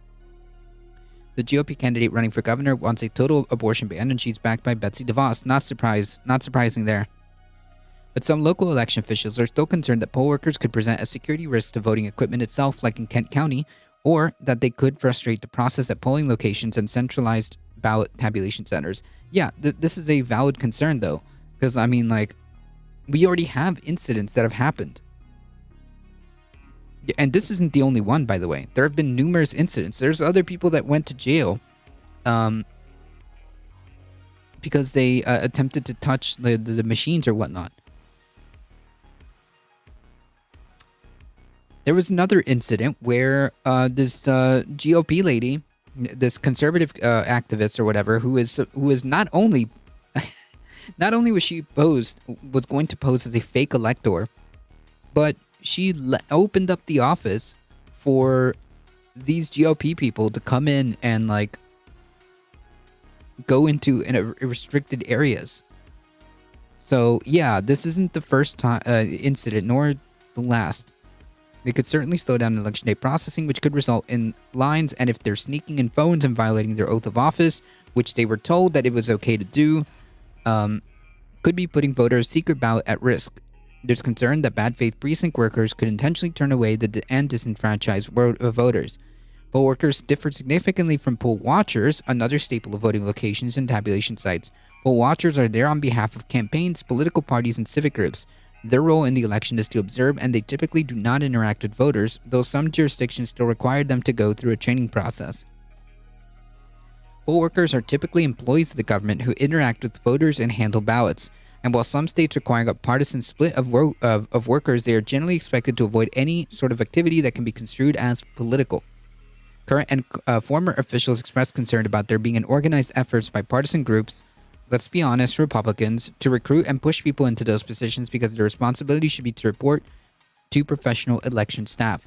What you've seen is a robust and comprehensive effort by purveyors of election myths and disinformation and try to sabotage the future of U.S. elections, said David Levine, a former election official who is now an election integrity fellow for the Alliance of Security Democracy at the German Marshall Fund. And one of the latest ways that these folks are trying to do this sort of thing is to infiltrate and manipulate the election process by getting to poll workers who are frankly the backbone of U.S. democracy. Right, and like, it's not just certain people. It's not just certain groups. It's the Republicans. That's basically it. Levine recently authored a report on vetting poll workers and how to handle a potential breach. He urged election officials to vet new poll worker applicants and rigorously train them and try to minimize the opportunity for threats throughout the process by utilizing experienced poll workers when possible and relying on bipartisan teams to the fullest extent possible. Politico previously reported that the RNC was recruiting poll workers in Michigan in heavily Democratic areas, as well as working with organizations that have embraced the quote "Stop the Steal" movement to hold quote unquote workshops. The RNC previously said it was working to correct the imbalance in partisan leading of workers in Michigan. Sure, and a spokesperson told Politico for that article that while the RNC works with other groups, the party's efforts are independent from any outside organization. There are also safeguards in the system that could help guard against rogue poll workers and minimize the damage if one gets through.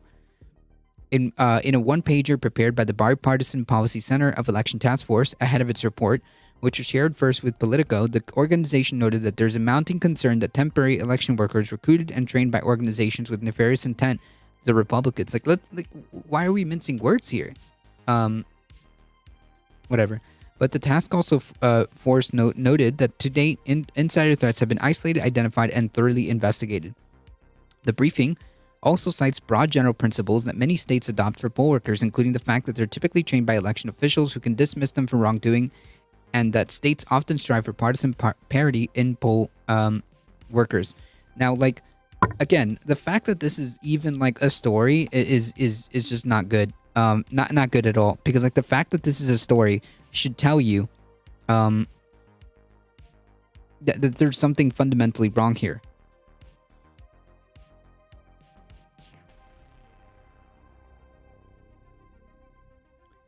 Why would there need to be concern? If not for the Republican Party continuing to perpetuate this election fraud garbage.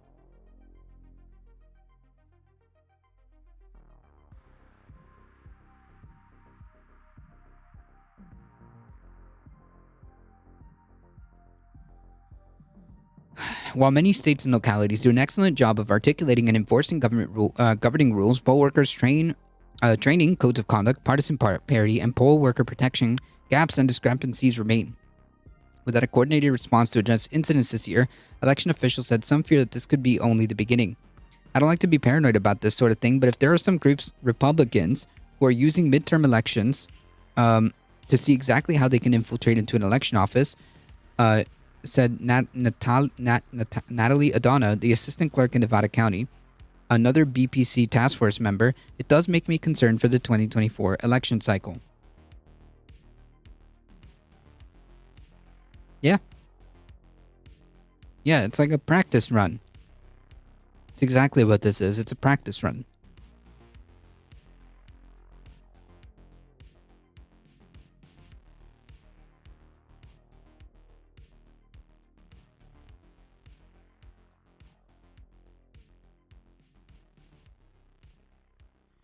Text recordings show Oath Keepers' early talk of armed resistance to Biden's presidency. Within hours of the 2020 election being called for Biden, Stuart Rhodes, leader of the far-right Oath Keepers, began barraging associates with consistent messaging. We must pressure Trump to take extraordinary steps to remain in power. Not a cult, by the way. And if you wouldn't, the Oath Keepers would do it themselves. Prosecutors highlighted Rhodes' message sent on November 7th of 2020 to two signal groups, one labeled Old Leadership and the other Friends of Stone, a reference to Trump's confidant, Roger Stone. How does this, like, not end up getting, the fact that, like, these people are so connected to Roger Stone and this guy is, like, super connected to Trump is, like, beyond me. How these people aren't being investigated. The GOP candidate running for governor. Oh, yeah. Yep. Not surprised.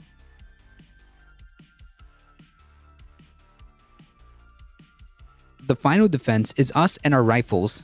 Jesus Christ. Sent to Friends of Stone channel. Trump has a duty to stand, but so far he, what? So far he hasn't? He hasn't, I'm going to assume, as Roger Stone said. He added, Trump has one last chance right now to stand, but he will need us and our rifles too. But will he finally act? So will you step up and push Trump to finally take decisive action?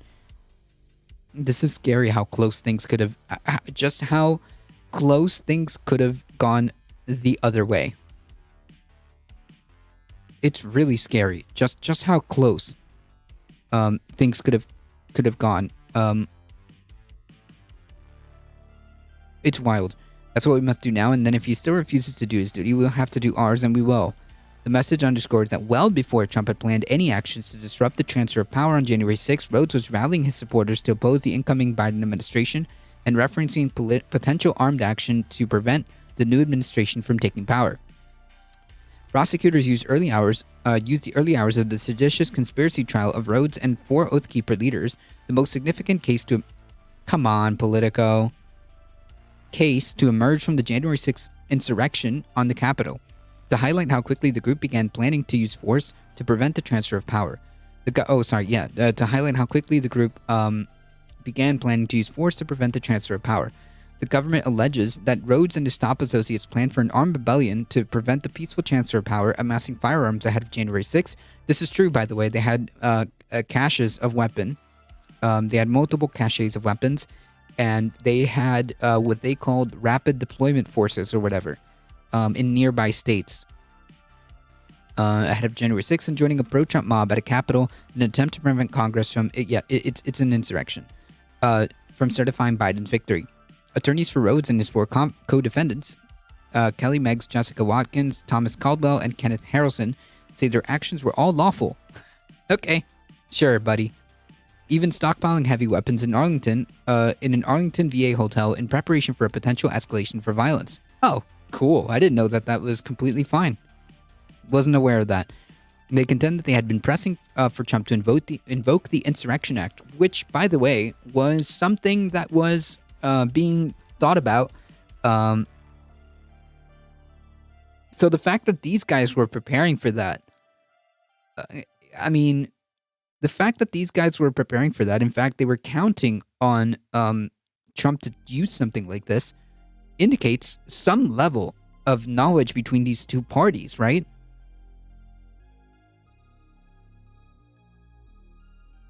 It's Roger Stone. That's the bridge there. They contend that they had been pressing for Trump to invoke the Insurrection Act, a law that gives the president the power to deploy forces to quell civil unrest, and of course, they think they're going to be the forces, of course. But prosecutors said the law is merely a reference to the National Guard, not an unofficial quasi-militia like the Oath Keepers. Yeah, but that's what they thought in their deluded heads, that Trump was going to call them. Trump allies pushed Trump to consider taking extreme measures, including invoking the Insurrection Act. Yeah, exactly. In a final desperate bid to seize a second term he didn't win. Yeah, so this is true. This is completely true.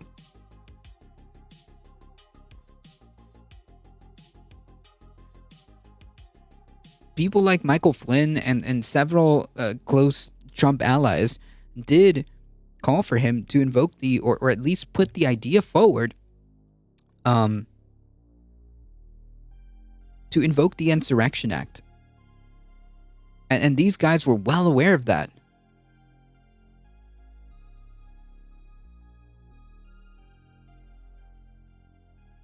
They were well aware of that in November of 2020, folks. In November of 2020.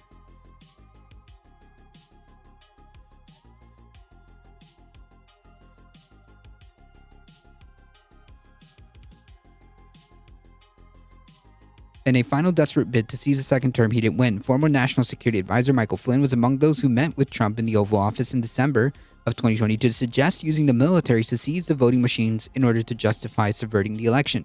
Right, which again, these people were talking about the possibility of this in November, and then you have people like Michael Flynn suggesting ideas like this to suggest taking voting machines in December right afterwards.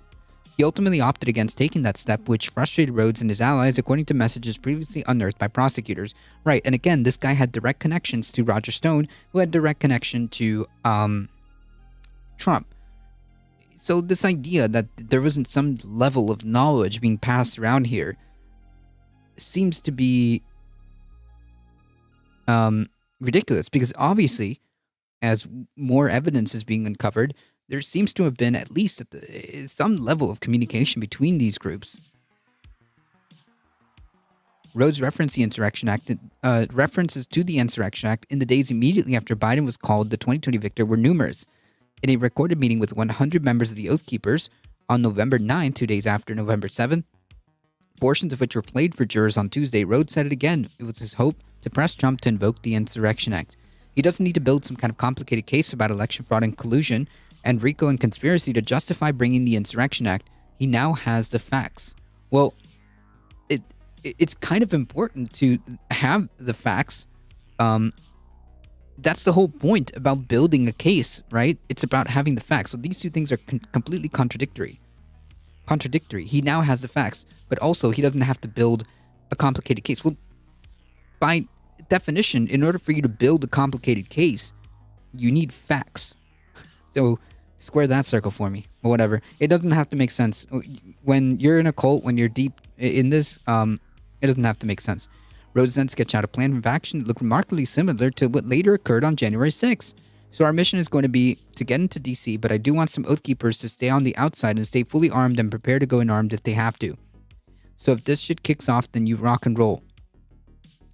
Prosecutors also highlighted a message from Meggs dated November 8th, which he warns Rhodes about the strict firearm laws in Washington, D.C. It will need to be all hand-to-hand. You can't even have 9mm ammo in your pocket, said in the old leadership chat. Less than lethal mace, pepper spray, and stun guns are allowed, so that's probably the only legal option. Jesus Christ. These people thought that they were going to mount an insurrection, or, well, they didn't think about it. They mounted an insurrection with the idea of using stun guns and pepper spray. In a subsequent exchange, Meggs added, and it doesn't have to hurt to have a lead pipe with a flag on it, which, hey, coincidentally, a lot of police officers were assaulted with, and this is true, flags.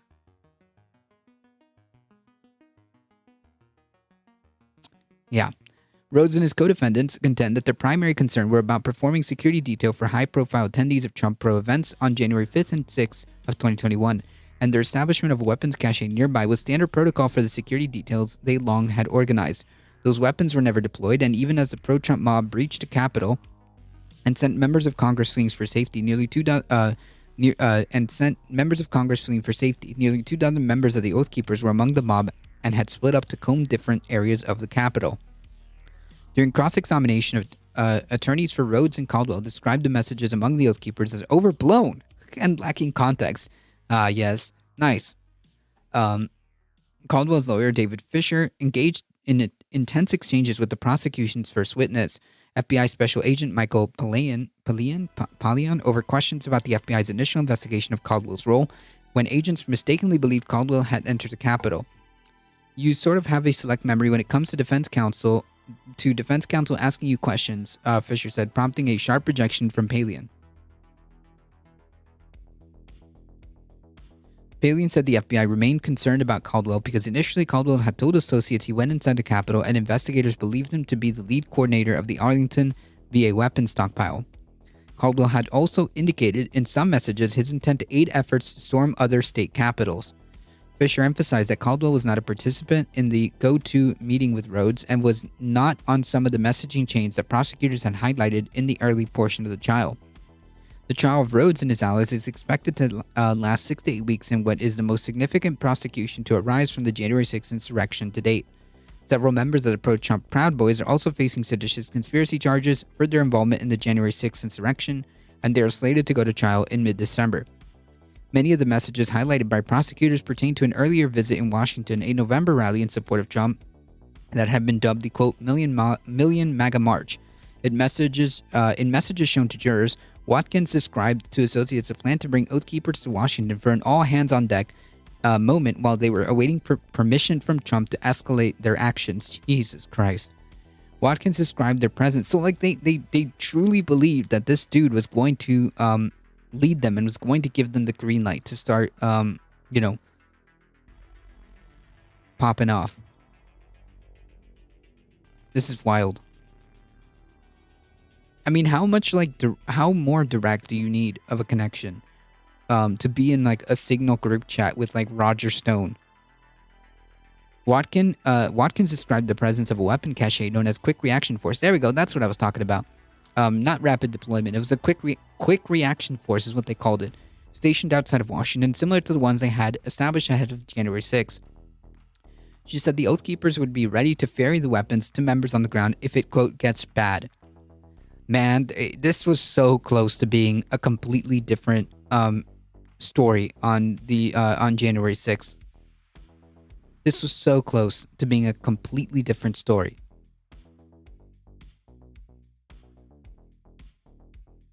It is unbelievable. Unbelievable.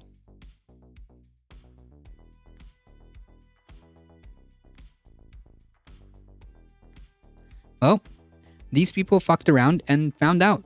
Now they're on trial for sedition.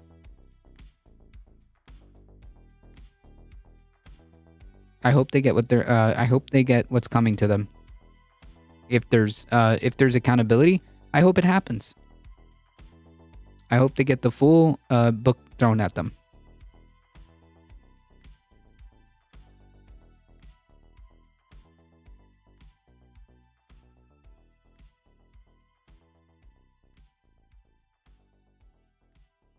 All right, we've got we'll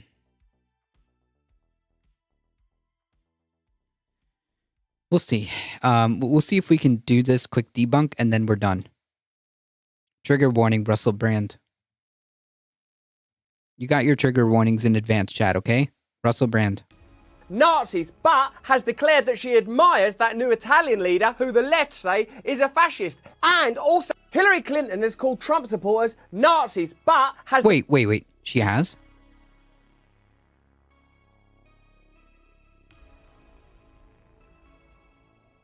Can we get a source on that?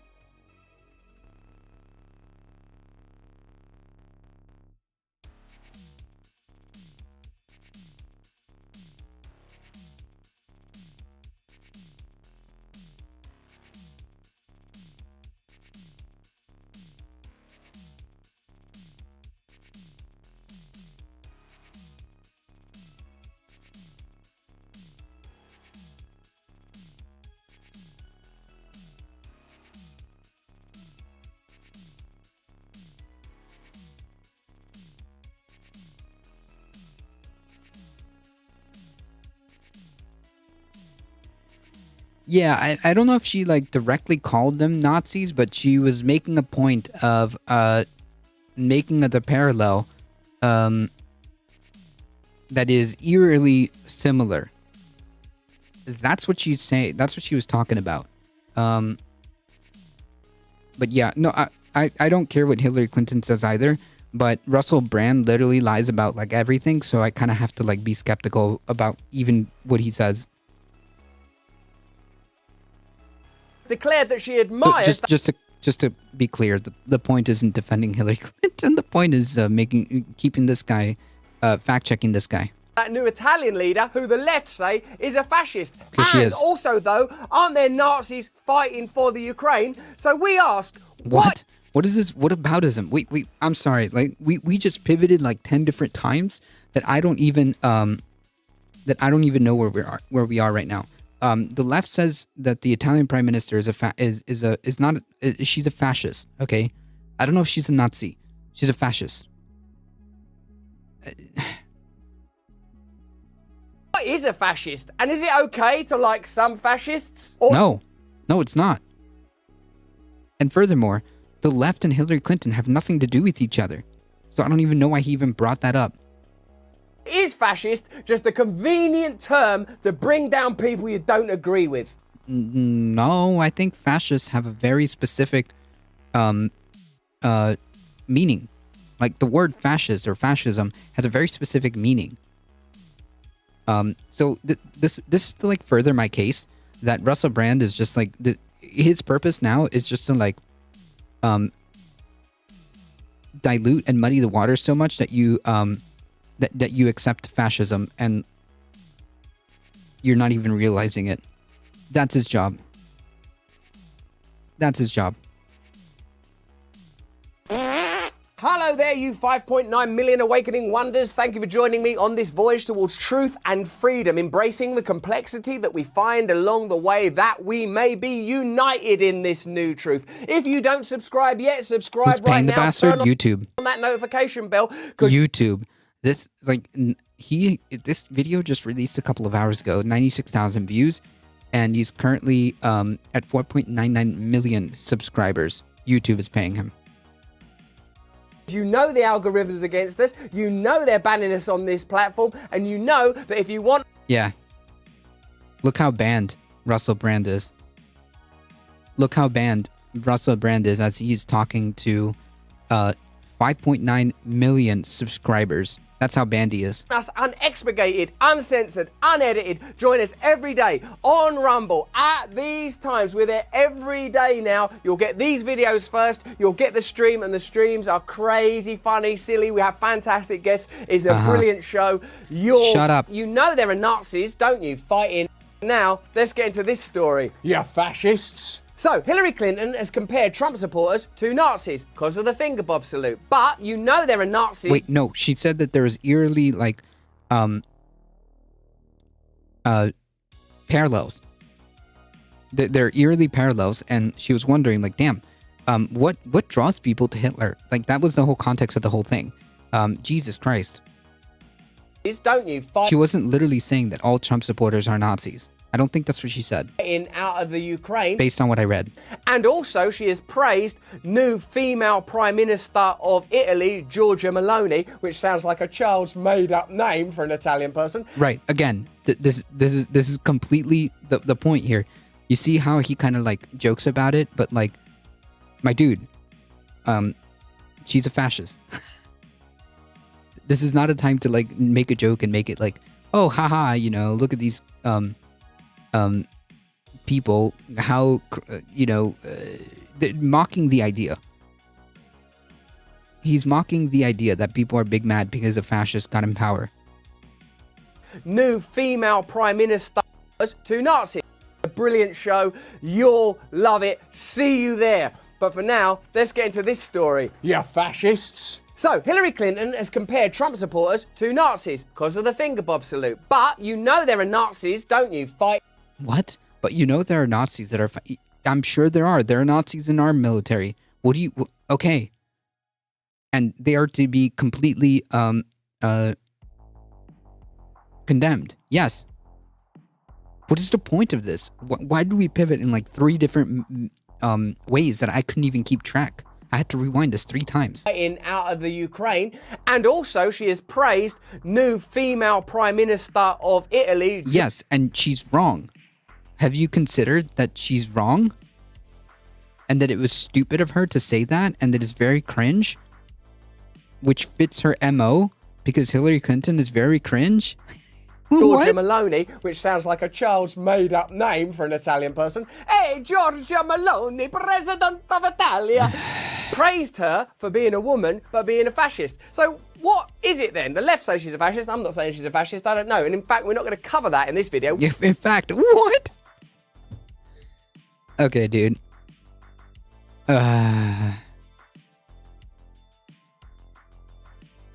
Sure, buddy.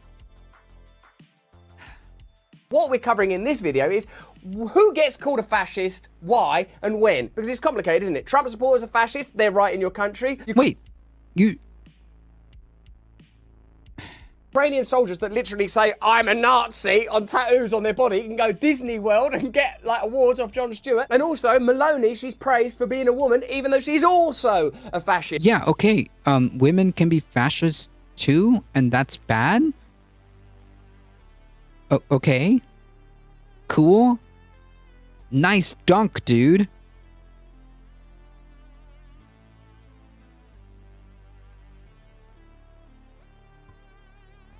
Okay? Just because she's a woman does not mean she can't be a fascist. And if she is, then that's bad. I don't care if she's a woman or not. What? Fascist adjacent neighbors like this guy are so terrified that they will wind up on the wrong side of fascists that they preemptively just roll over. True! It's this guy right here. So what is the problem with fascism? Fascism is a serious thing. I'm anti-fascist. The fact is that the political... So then why are you downplaying it, my guy? Why are you downplaying it? ideology we need to be concerned about is neoliberalism, which I would define loosely as the pose of social liberalism. Okay, while you have your issues, while there's legitimate criticisms of neoliberalism, and we can do a whole stream about this too, and there are fair points, criticizing neoliberalism and the problems that come with it. Yes, but that's not to underestimate what's happening. Like, he's just trying to gaslight us in 4K. This is wild. Yeah, projecting into a mirror. Hey, you can be free, be who you want to be, do what you want, the individual is important. Meanwhile, allowing economic power to carry on unchecked. Okay, that's a capitalism problem. Yeah, thank you, Russell. Borders, evade taxation, and organising the state to facilitate the interests of corporations, all the while going on. Yes, capitalism. Thank you, Russell. We care about this vulnerable person, we care about that vulnerable person. That's what I think neoliberalism is. We live in a neoliberalist world, and I'm a neoliberalist girl. Former Democratic presidential candidate Hillary Clinton has slammed the hand gestures made by supporters of Donald Trump at his Ohio rally, comparing them to Nazis. Now look, Nazis are definitely bad. Thank you, Russell. Wow.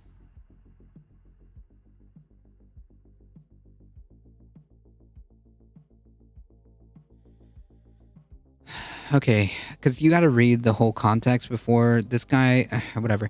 Former Democratic presidential candidate slammed the hand gestures made by supporters, comparing them to Nazis. Ms. Clinton, who was speaking at the Texas Tribune, said that her reaction to the index finger salute seen at the rally was similar to how she used to feel about Nazis, adding, "What's going on here?" Okay, so she's saying that the parallels are a little bit uncanny. Which, I'm going to be honest, I actually agree with that. The parallels are uncanny. The former U.S. Secretary of State talked about her years as a student, and she would spend time on how people could be drawn to Hitler.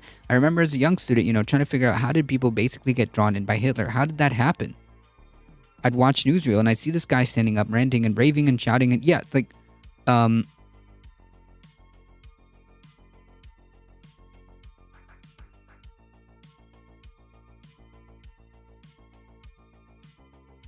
finger salute made headlines. Okay, so where's the quote saying that this entire article has no quote where Hillary Clinton says they are Nazis.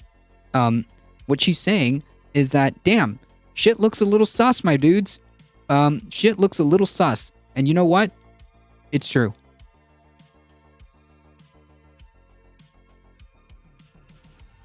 But don't you think that what they're probably doing is going, see, that's the sort of thing a Nazi would do, and therefore we can disparage them, rather than having a genuine concern. What? Oh no, they're Nazis, they're actual Nazis. There are families where there are Trump supporters and Democrats, the same family, we've all got like, what? Okay, but that doesn't mean they're not, what? Once you say someone's a Nazi, do you know what you're saying? We don't have to deal with you. That's not always true. That's a straw man. While there are cases where people like to use, things like Nazi as a catch-all for things that I do not like, this is also incredibly common with conservatives. They call everything that they don't like socialism or communism or whatever, insert liberal, whatever pejorative you want to use. Conservatives do this too. To talk to you, you're out of the conversation. Simon says Nazi, and that's not the left not always engages in this type of behavior. See, you're out, we don't have to talk to you no more. But if Trump supporters are so bad, why, as we've told you before on this channel, why are the Democrats funding MAGA candidates in Yes, and that's bad, okay, but that has A, nothing to do with the left, and B, it's bad. primaries? And a lot of the left is criticizing the Democratic Party for doing this.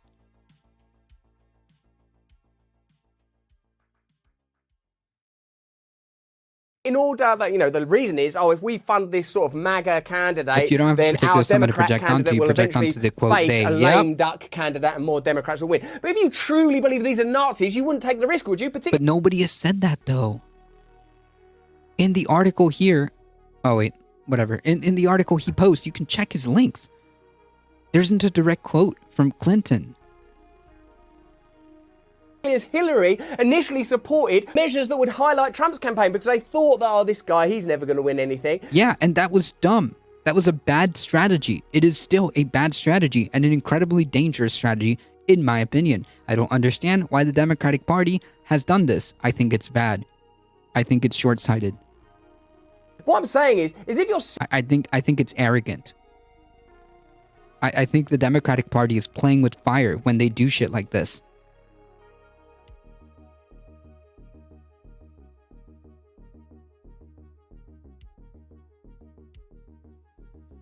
There's something dangerous about having comedian brain? Nah, I don't think so. See, it's just like a handful of these clowns, like this guy. Serious about fascism and you're serious about Nazis, don't spend penny one on supporting their campaign. Again, most people on the left have criticized this, okay? What gives? That's a pretty serious allegation. Millions and millions of people died is a really heavy thing to call someone. Don't just say it because they've done something funny with their finger. Don't say if you've got boobies, it's okay to be a Nazi. If you're a Nazi... It's not. Nobody has said that. Nobody has said it's okay to be a Nazi because you're a woman? That is not good. And we are dealing with complexity because honestly... Hello? Lawrence Southern? Hello? We're pro-Ukraine in their fight against Russia, and that fight includes, like it or lump it, Nazis. Mrs. Clinton, who was speaking at the Texas Tribune Festival in Austin, said her reaction to the index finger salute seen at the rally was similar to how she used to feel about Nazis. Adding, what's going on? Yeah, she's asking, like, hey, this is kind of sus, my dude. The vibes here are kind of off. And you know what? She's right. Jesus Christ. You feel that about Nazis? I used to see that and I think, I don't like that. And then I see that, been here before. I mean, yeah, they've got rid of these three, but it's still not good, is it? Oh. No, that's reductive. She was talking about the whole vibe about one dude rambling and raving and having a crowd so fervent behind him, believing his delusions of grandeur. Yeah, dude, we've seen this before. Also, that's what she's saying. That wasn't the problem with the Nazis, was it? If anything, that was a side effect, or just like that was a badge of honour for the Nazis. If they'd just done that, and none of the other stuff, the murders, the expansionism, the homicides and the genocides, I wouldn't have minded that. I mean, that's not bad, I don't think. Other than that, even less bad. Like, don't muddle it all up. Nazism is, in my opinion, it's creating a group of others and then enacting a genocide against that other... That's not just Nazism, though. Like, Nazism is very specific. Group. Again, his job is to facilitate this ideology. Right, genocide is genocide. It's not, although it's oftentimes a byproduct of fascism, it is not fascism. Oftentimes, fascism it leads to genocide. There have been pretty much in a lot of cases, it does lead to genocide, but you do not need fascism to engage in genocide. In order to facilitate the advancement of a whole set of other goals. The bit about doing that, take it or leave it. But let's see, because, right, I'm going to warn you now, we're going to watch this, but watch out, because it could make you go a bit nuts. Look, I'm feeling a bit Nazi-er, even, Trust me, Russell, we know. Hillary Clinton once again taking aim at former President Trump and his supporters, this time comparing his Ohio rally to a Nazi rally. I bet what it was is he says, okay, everyone hold a finger in the air and just think of one person you love. It'd be something like that, wouldn't it be just some sort of rhetorical device? It wouldn't have been, let's be a bit Nazi, but only... No, it's not... It's the parallels, my dude. It's the uncanny resemblance to what the heck was happening in 1920s Germany, my dude. That's the issue. 1/5 as Nazi as we could be. I remember as a young... Oh, finally. Wait. We get an actual clip.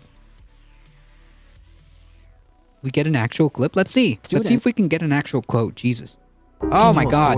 Stop it. Hillary Clinton has called Trump supporters speaking. Problem with Nazi, that one... was is he says about, okay, everyone hold a finger in the air and just think of one person you love. It was something like that, wouldn't it? It was just some sort of rhetorical device. It wouldn't have been Alio with the "Let's 10 be a big biddies. Thank you so Nazi, much. But only 1/5 as Nazi as we could be. I remember as a young student, trying to figure out how did people get basically drawn in by Hitler. Here's a comparison you might want to make about Nazi Germany. Okay.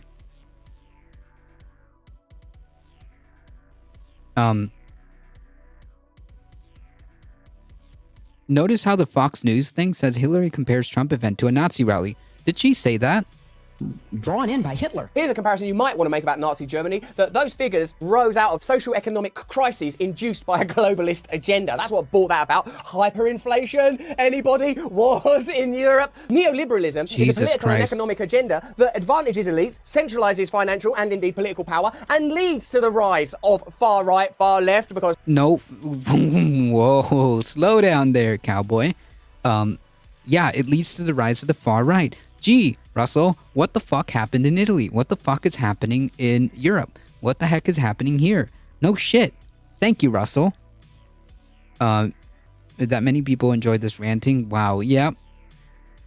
Stalin was no great shakes, nor was Mao. Figure also. So if you want to prevent extremism, what you have to have is a functional democracy. Not a democracy where you highlight Trump in order to ensure that your own party, in this case the Democrat Party, can neglect ordinary blue-collar Americans of all hues, colours and persuasions. In fact, when a figure like Bernie Sanders, who I know some of you don't like and some of you do, rises up crushing that dude, because he was saying things like control the banks, have a proper representative democracy, whether you like Bernie Sanders or not. That's what he was saying. He was a leftist populist figure who I'm sure isn't perfect because he's operating within that system. But what I will tell you is that Hillary Clinton and her acolytes and her hegemonist Democrat pals crushed that dude, highlighted Trump, because she wanted to be the president. Yeah, okay, great, dude. Cool. The rally in Ohio the other night, Trump is there ranting and raving for more than an hour. More than an hour. It's true. Wait, what part of that was a lie? Doing a rally. It's a free country. Oh, God. 45 minutes is enough for a rally. I'd be fainting and passing out after about half hour. Yeah, that's part of the problem, mate. And you have these rows of young men. Poo, young man, sweaty pit. All right, listen, I can't take this. All right, I'm tried. I tried. He should have launched that. Yeah, but that's how he does it, though, right?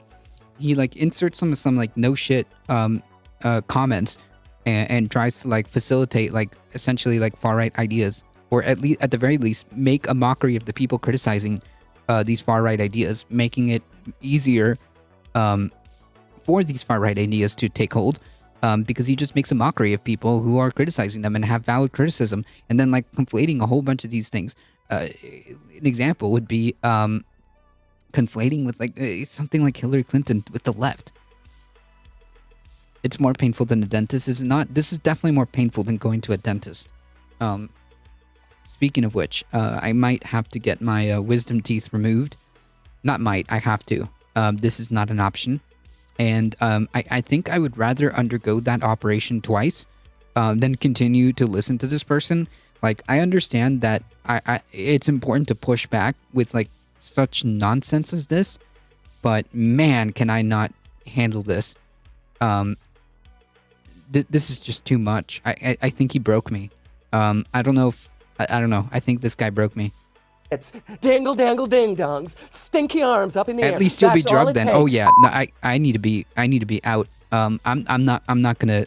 I don't want to experience anything regarding that. I want to be as under as possible. I want to be completely out. I don't want to know about it. I want to wake up and then the wisdom teeth are gone. That's how I want that to happen. I'm not looking forward to that. I really enjoy this guy's videos. He's brilliant, isn't he? But wouldn't you like even more of him? As you know, No! Shut up. Coming up, we're going to be speaking to Shut up. Contemporary neoliberalism is the real crime here. If you want people not to be drawn to what you regard as extremism, then present alternatives and options instead of increasing the social tensions, exacerbating existing cultural conflicts, pretend. But who's the one doing these things, my friend?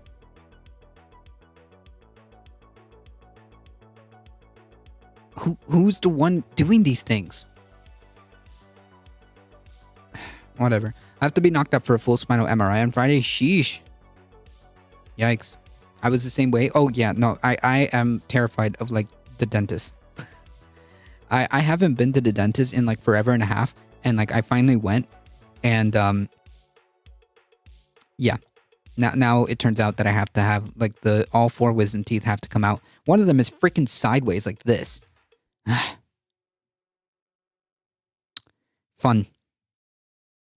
That Trump is worse than he is. Anybody that knows anybody knows there's people that like Donald Trump that are all right. It's not the same as saying, I think that you should execute people on the basis of their religion or a pre-existing template of what human beings should be. It's not the same thing. Whether you like Donald Trump or don't like Donald Trump, comparing him to a Nazi is illegitimate, it's wrong. I don't think it's out of order to make comparisons and parallels to the way he speaks, to rhetoric, and to the type of I guess the way he functions. The parallels are incredibly eerie. And I went over this on my literally like one of my first live streams that I decided to do ever. That I turned into like an audio podcast for the I think the second attempt at launching the Difficult Truths podcast. I don't know. Whatever. I did an episode of fascism and like I made a point like, hey, even back in 2017, 2016, I was like, hey, this looks kind of sketch, dude. The parallels are eerily familiar. The economic situation isn't looking good, and this is pre-pandemic. The economic situation isn't looking good. Government has failed for decades. Government has failed for decades. Yes, including the Democrats. They have failed too, and it left a door open for somebody like Trump to be like, hey, I got this, and like he didn't, and now we're here. For a strong man like Trump to come into power, it's very eerily similar, and I'm sorry. Making that assessment is not out of pocket. Funny enough, I like the dentist, but I hate surgery. Yeah, I don't know. The dentist, I don't like it. It's uncomfortable. It's uncomfortable. I'm gonna be honest. Like the thing that like really bothers me about going to the dentist, is I have to pay. My insurance doesn't cover most. Like my insurance only goes so far. So out of pocket, I think it's gonna be under $2,000 to have the privilege of like having good teeth. Something that I don't have, so I had to put it on credit. So that's good. That's nice. I'd love to be tied down to debt to have the privilege of teeth. And B, honestly, I'm gonna be honest. The what do they call X-rays? The X-rays are incredibly uncomfortable, and they always bother me. I don't know why. Like when they try to do like the X-rays inside your mouth, yeesh. The only real populism like Bernie can defeat the fake populism of a psychopathic fake alpha strongman would be a dictator Nazi. Yep. The dude also kept a copy of Mein Kampf next to his bed. I don't know, like, was that ever confirmed? It wouldn't surprise me though. Giving Brand the benefit of the doubt, he could be implying that if you call Trump names, you indirectly call his voters names too, which could result in further alienation of people and wider partisanship. Maybe. But like, I don't think that. I know that there are some people who like to use the word Nazi willy-nilly. I understand that some people like to use the word fascist willy-nilly. And I understand that, and I don't like that. But it's hard to ignore the eerie parallels that have been happening.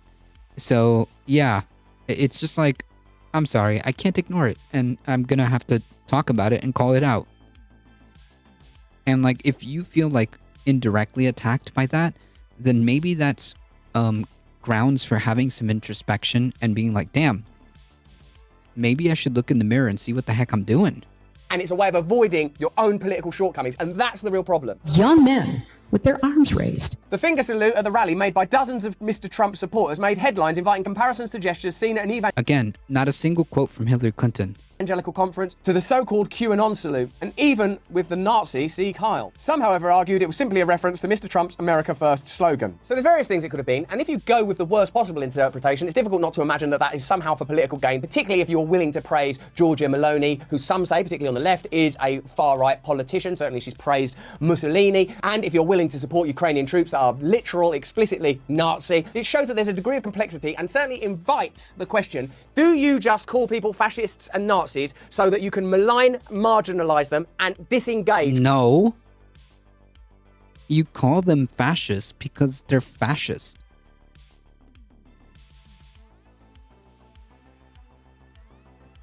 What?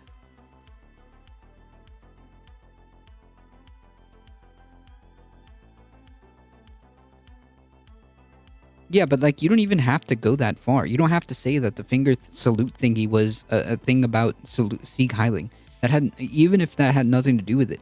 It's the whole vibes. It's the whole vibes. It's the playbook. It looks eerily similar. Okay, even if it's not exact, it doesn't have to be. From conversation, which is the one thing you actually need to do. Engage in conversation. Has fascism simply become a kind of bullet to end conversation, to end debate? And if that is the case, not always. Then that's the last. He assumes that, like, you see, like, the point here that he's trying to do is, like, ignore the people who are criticizing fascists, because there's the straw man that he's trying to present to you.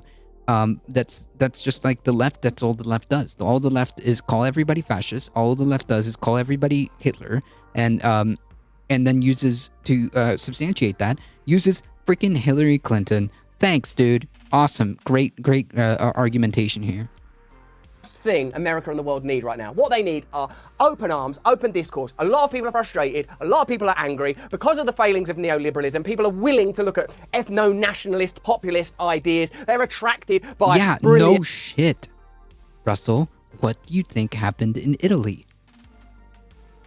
In public orators like Donald Trump, and that's our fault. We should do better. Meanwhile, Clinton has claimed that Giorgia Meloni becoming Italy's first woman prime minister will open doors for women. Yeah, fascist women. What do you want? Hitler with tits? Hitler interviewed for the country's that's bad, dude.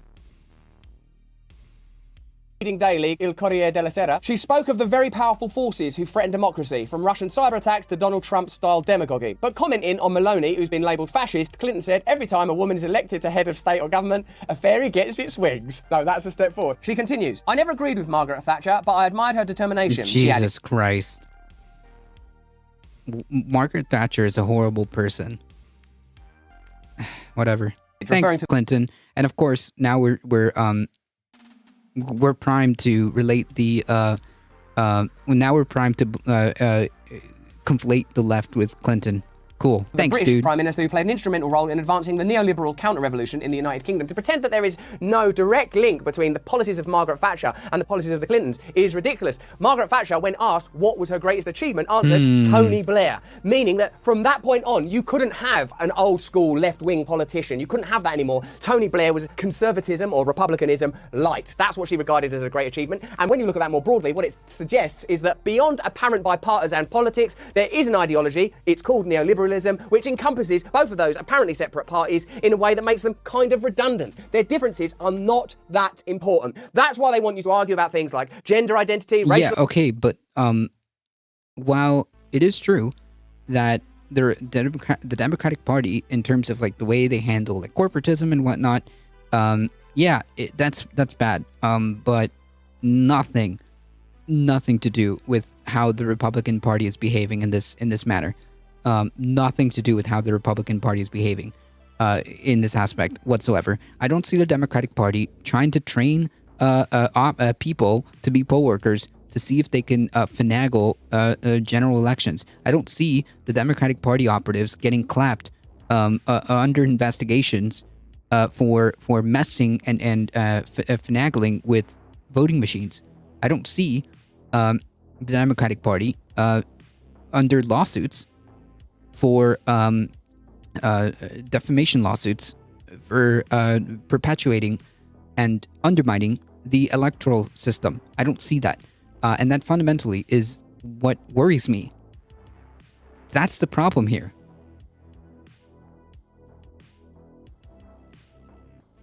And that's why Clinton is a horrible candidate, and why I did not vote for her, why I did not vote for vote for Trump myself. Yeah, well, identity. It's understandable why someone wouldn't want to vote for Hillary Clinton. I voted for Hillary Clinton because I saw the writing on the wall. Cultural values, tradition versus progressivism, because while you're doing that, very powerful financial interests and state interests are getting on with business as usual. You don't need me to tell you that, but I am telling you that because it's my job. Thanks in no small part to Clinton and her husband, former US President Bill Clinton, Thatcher's free market ideology and upwardly redistributive policies such as privatization, pro-corporate trade deals and deregulation of the financial industry also took hold in the United States, worsening inequality and aiding the ascent of reactionaries like Trump. So there you go. Is the real problem fascism, or is the real problem neoliberalism? Well, both problems, both can be problems. It's not a false dichotomy.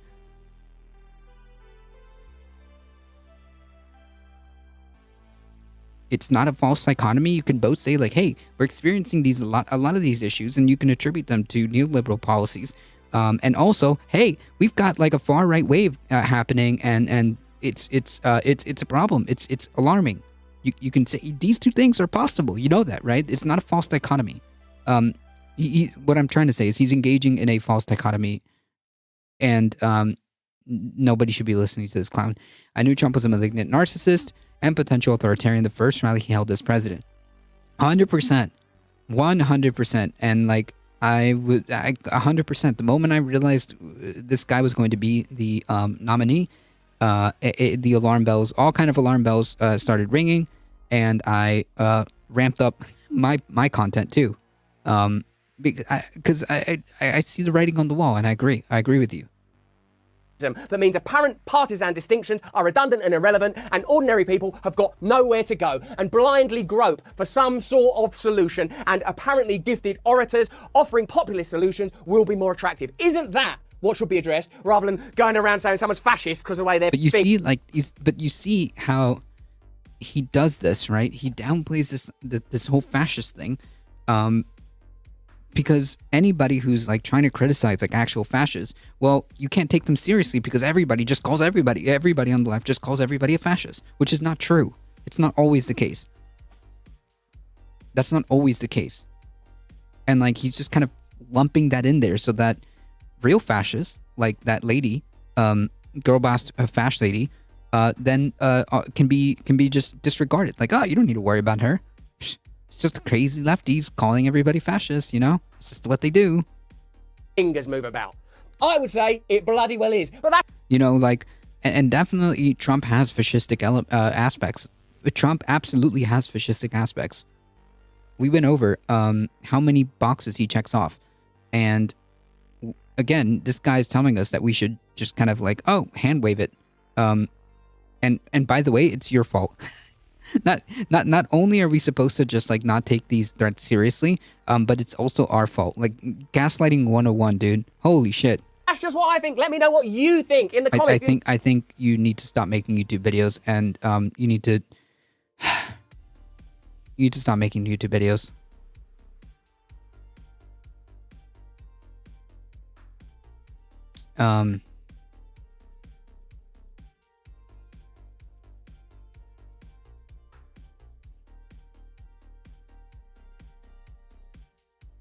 Anyways, we're gonna close with this.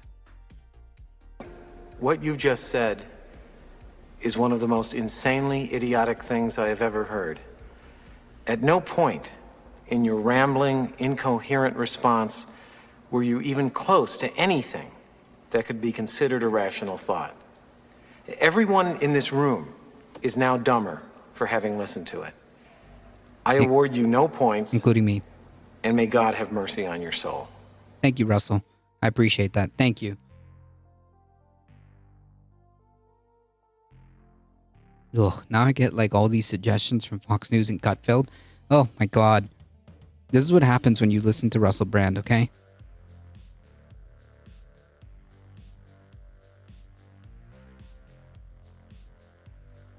Russell be positively ranting, and he's not even funny. Yeah, he's not funny in any capacity, unfortunately. And he's also dangerous.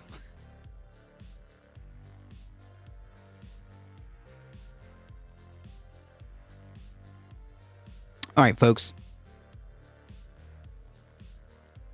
It is just about 7:30. I got to get going. The only thing I'd say is that introspection doesn't really happen under duress. Shouting at someone that they're a Nazi or they're fascist will not make them self-reflect. They'll just think that you're crazy and double down. Now, there's a question as to whether reaching out would be any different, but yeah, definitely shouting at them won't do it. The more difficult, but often more meaningful ways to listen and understand and build bridges. Sometimes if you know the person, you might be able to do it that way. But when it comes to like, I don't know, you can't have these conversations without a you can't have these conversations without like a basis of reality.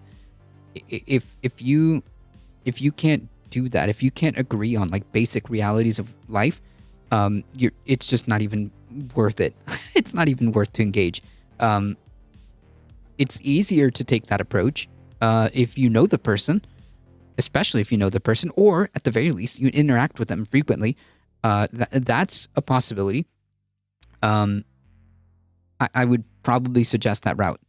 Sometimes calling Trump a Nazi will make those not in Trump's cult sit up and listen and decide that they're against someone like Trump. Sometimes it just depends. Like your approach will have to be based on who you're speaking with, and whether you're speaking to crowds, maybe you're speaking to an individual, maybe you're speaking to a smaller group of people that lean a certain way. You got to talk to people differently depending on who it is.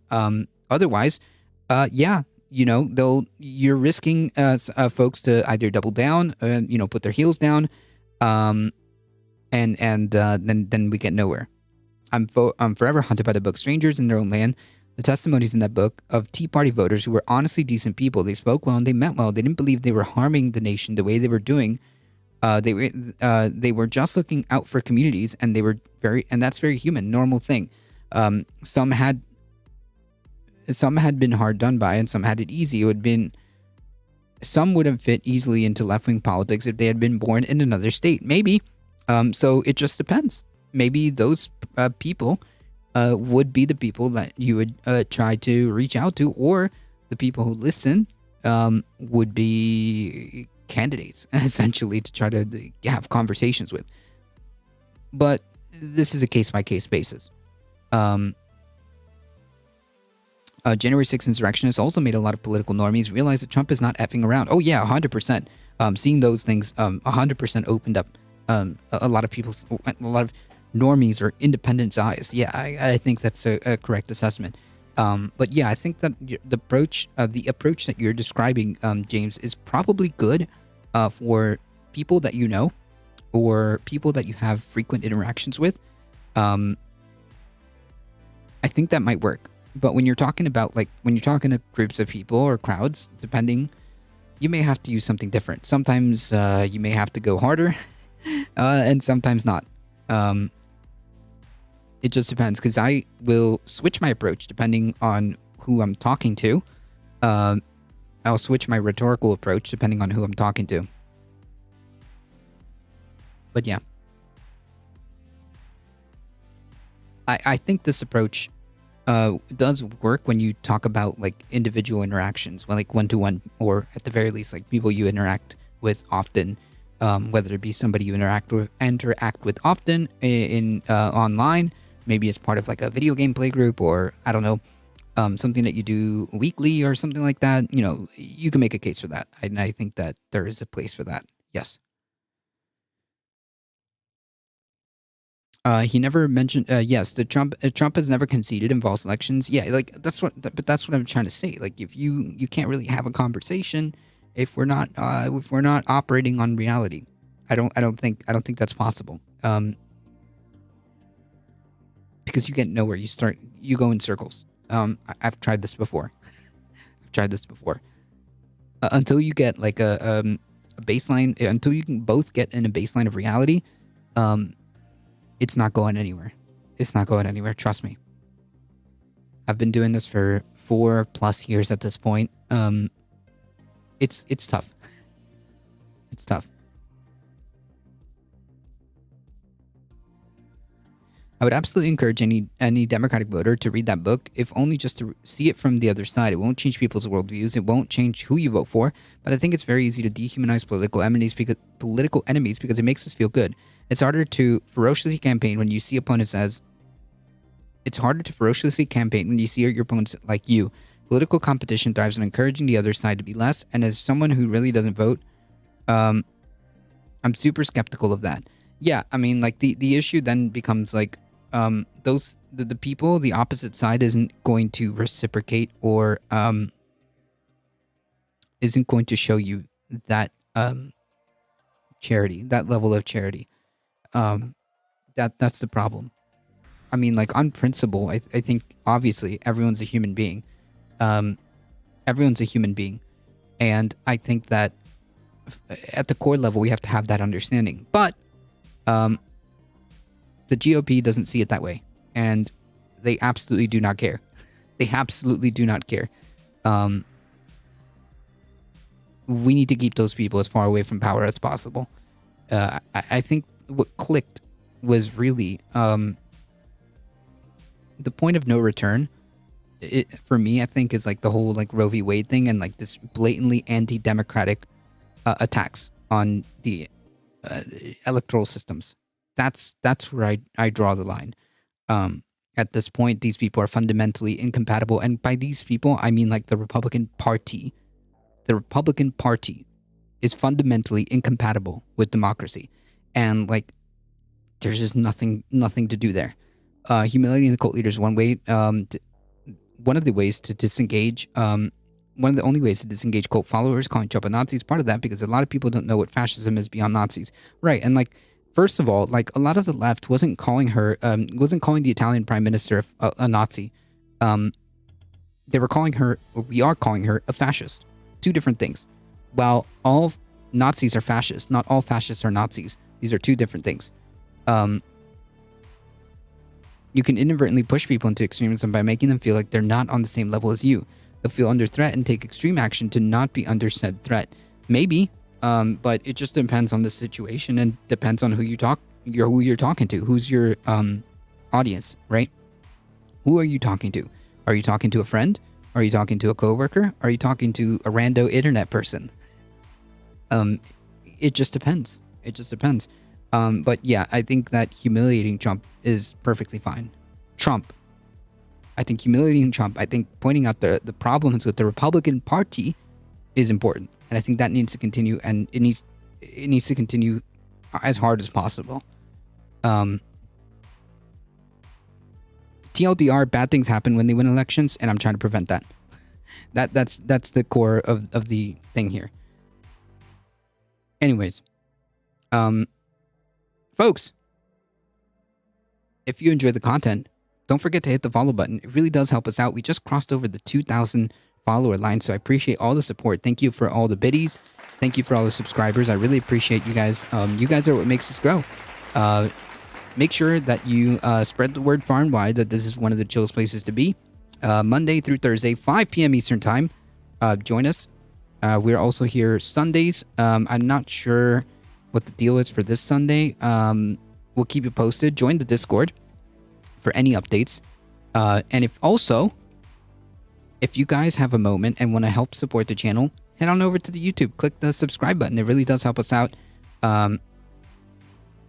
Make sure you follow some of these wonderful folks that were here. Huge shout out to twitch.tv/Beckettsphere.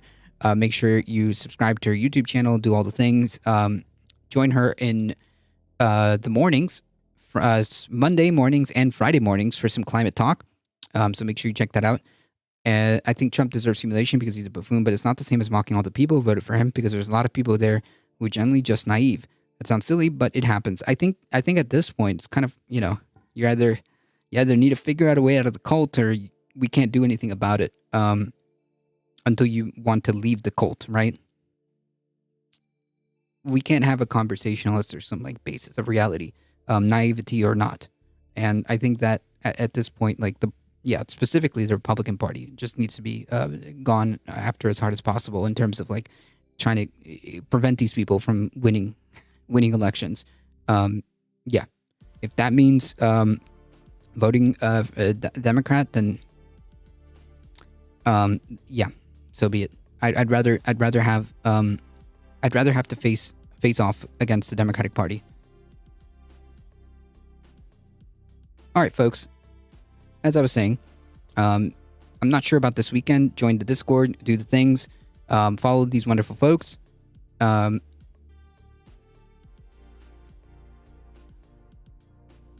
the follows. As always, please stay safe. Please take care of each other.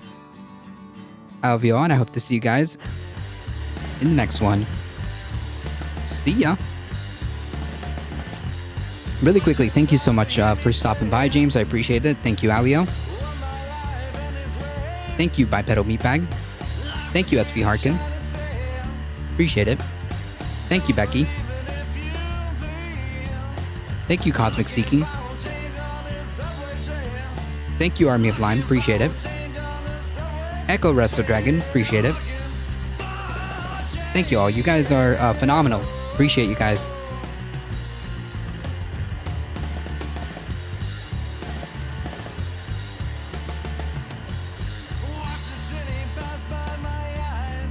Alright, let's hang out with $27. Hang tight, folks. We're heading out in 5, 4, 3, 2, 1. See ya!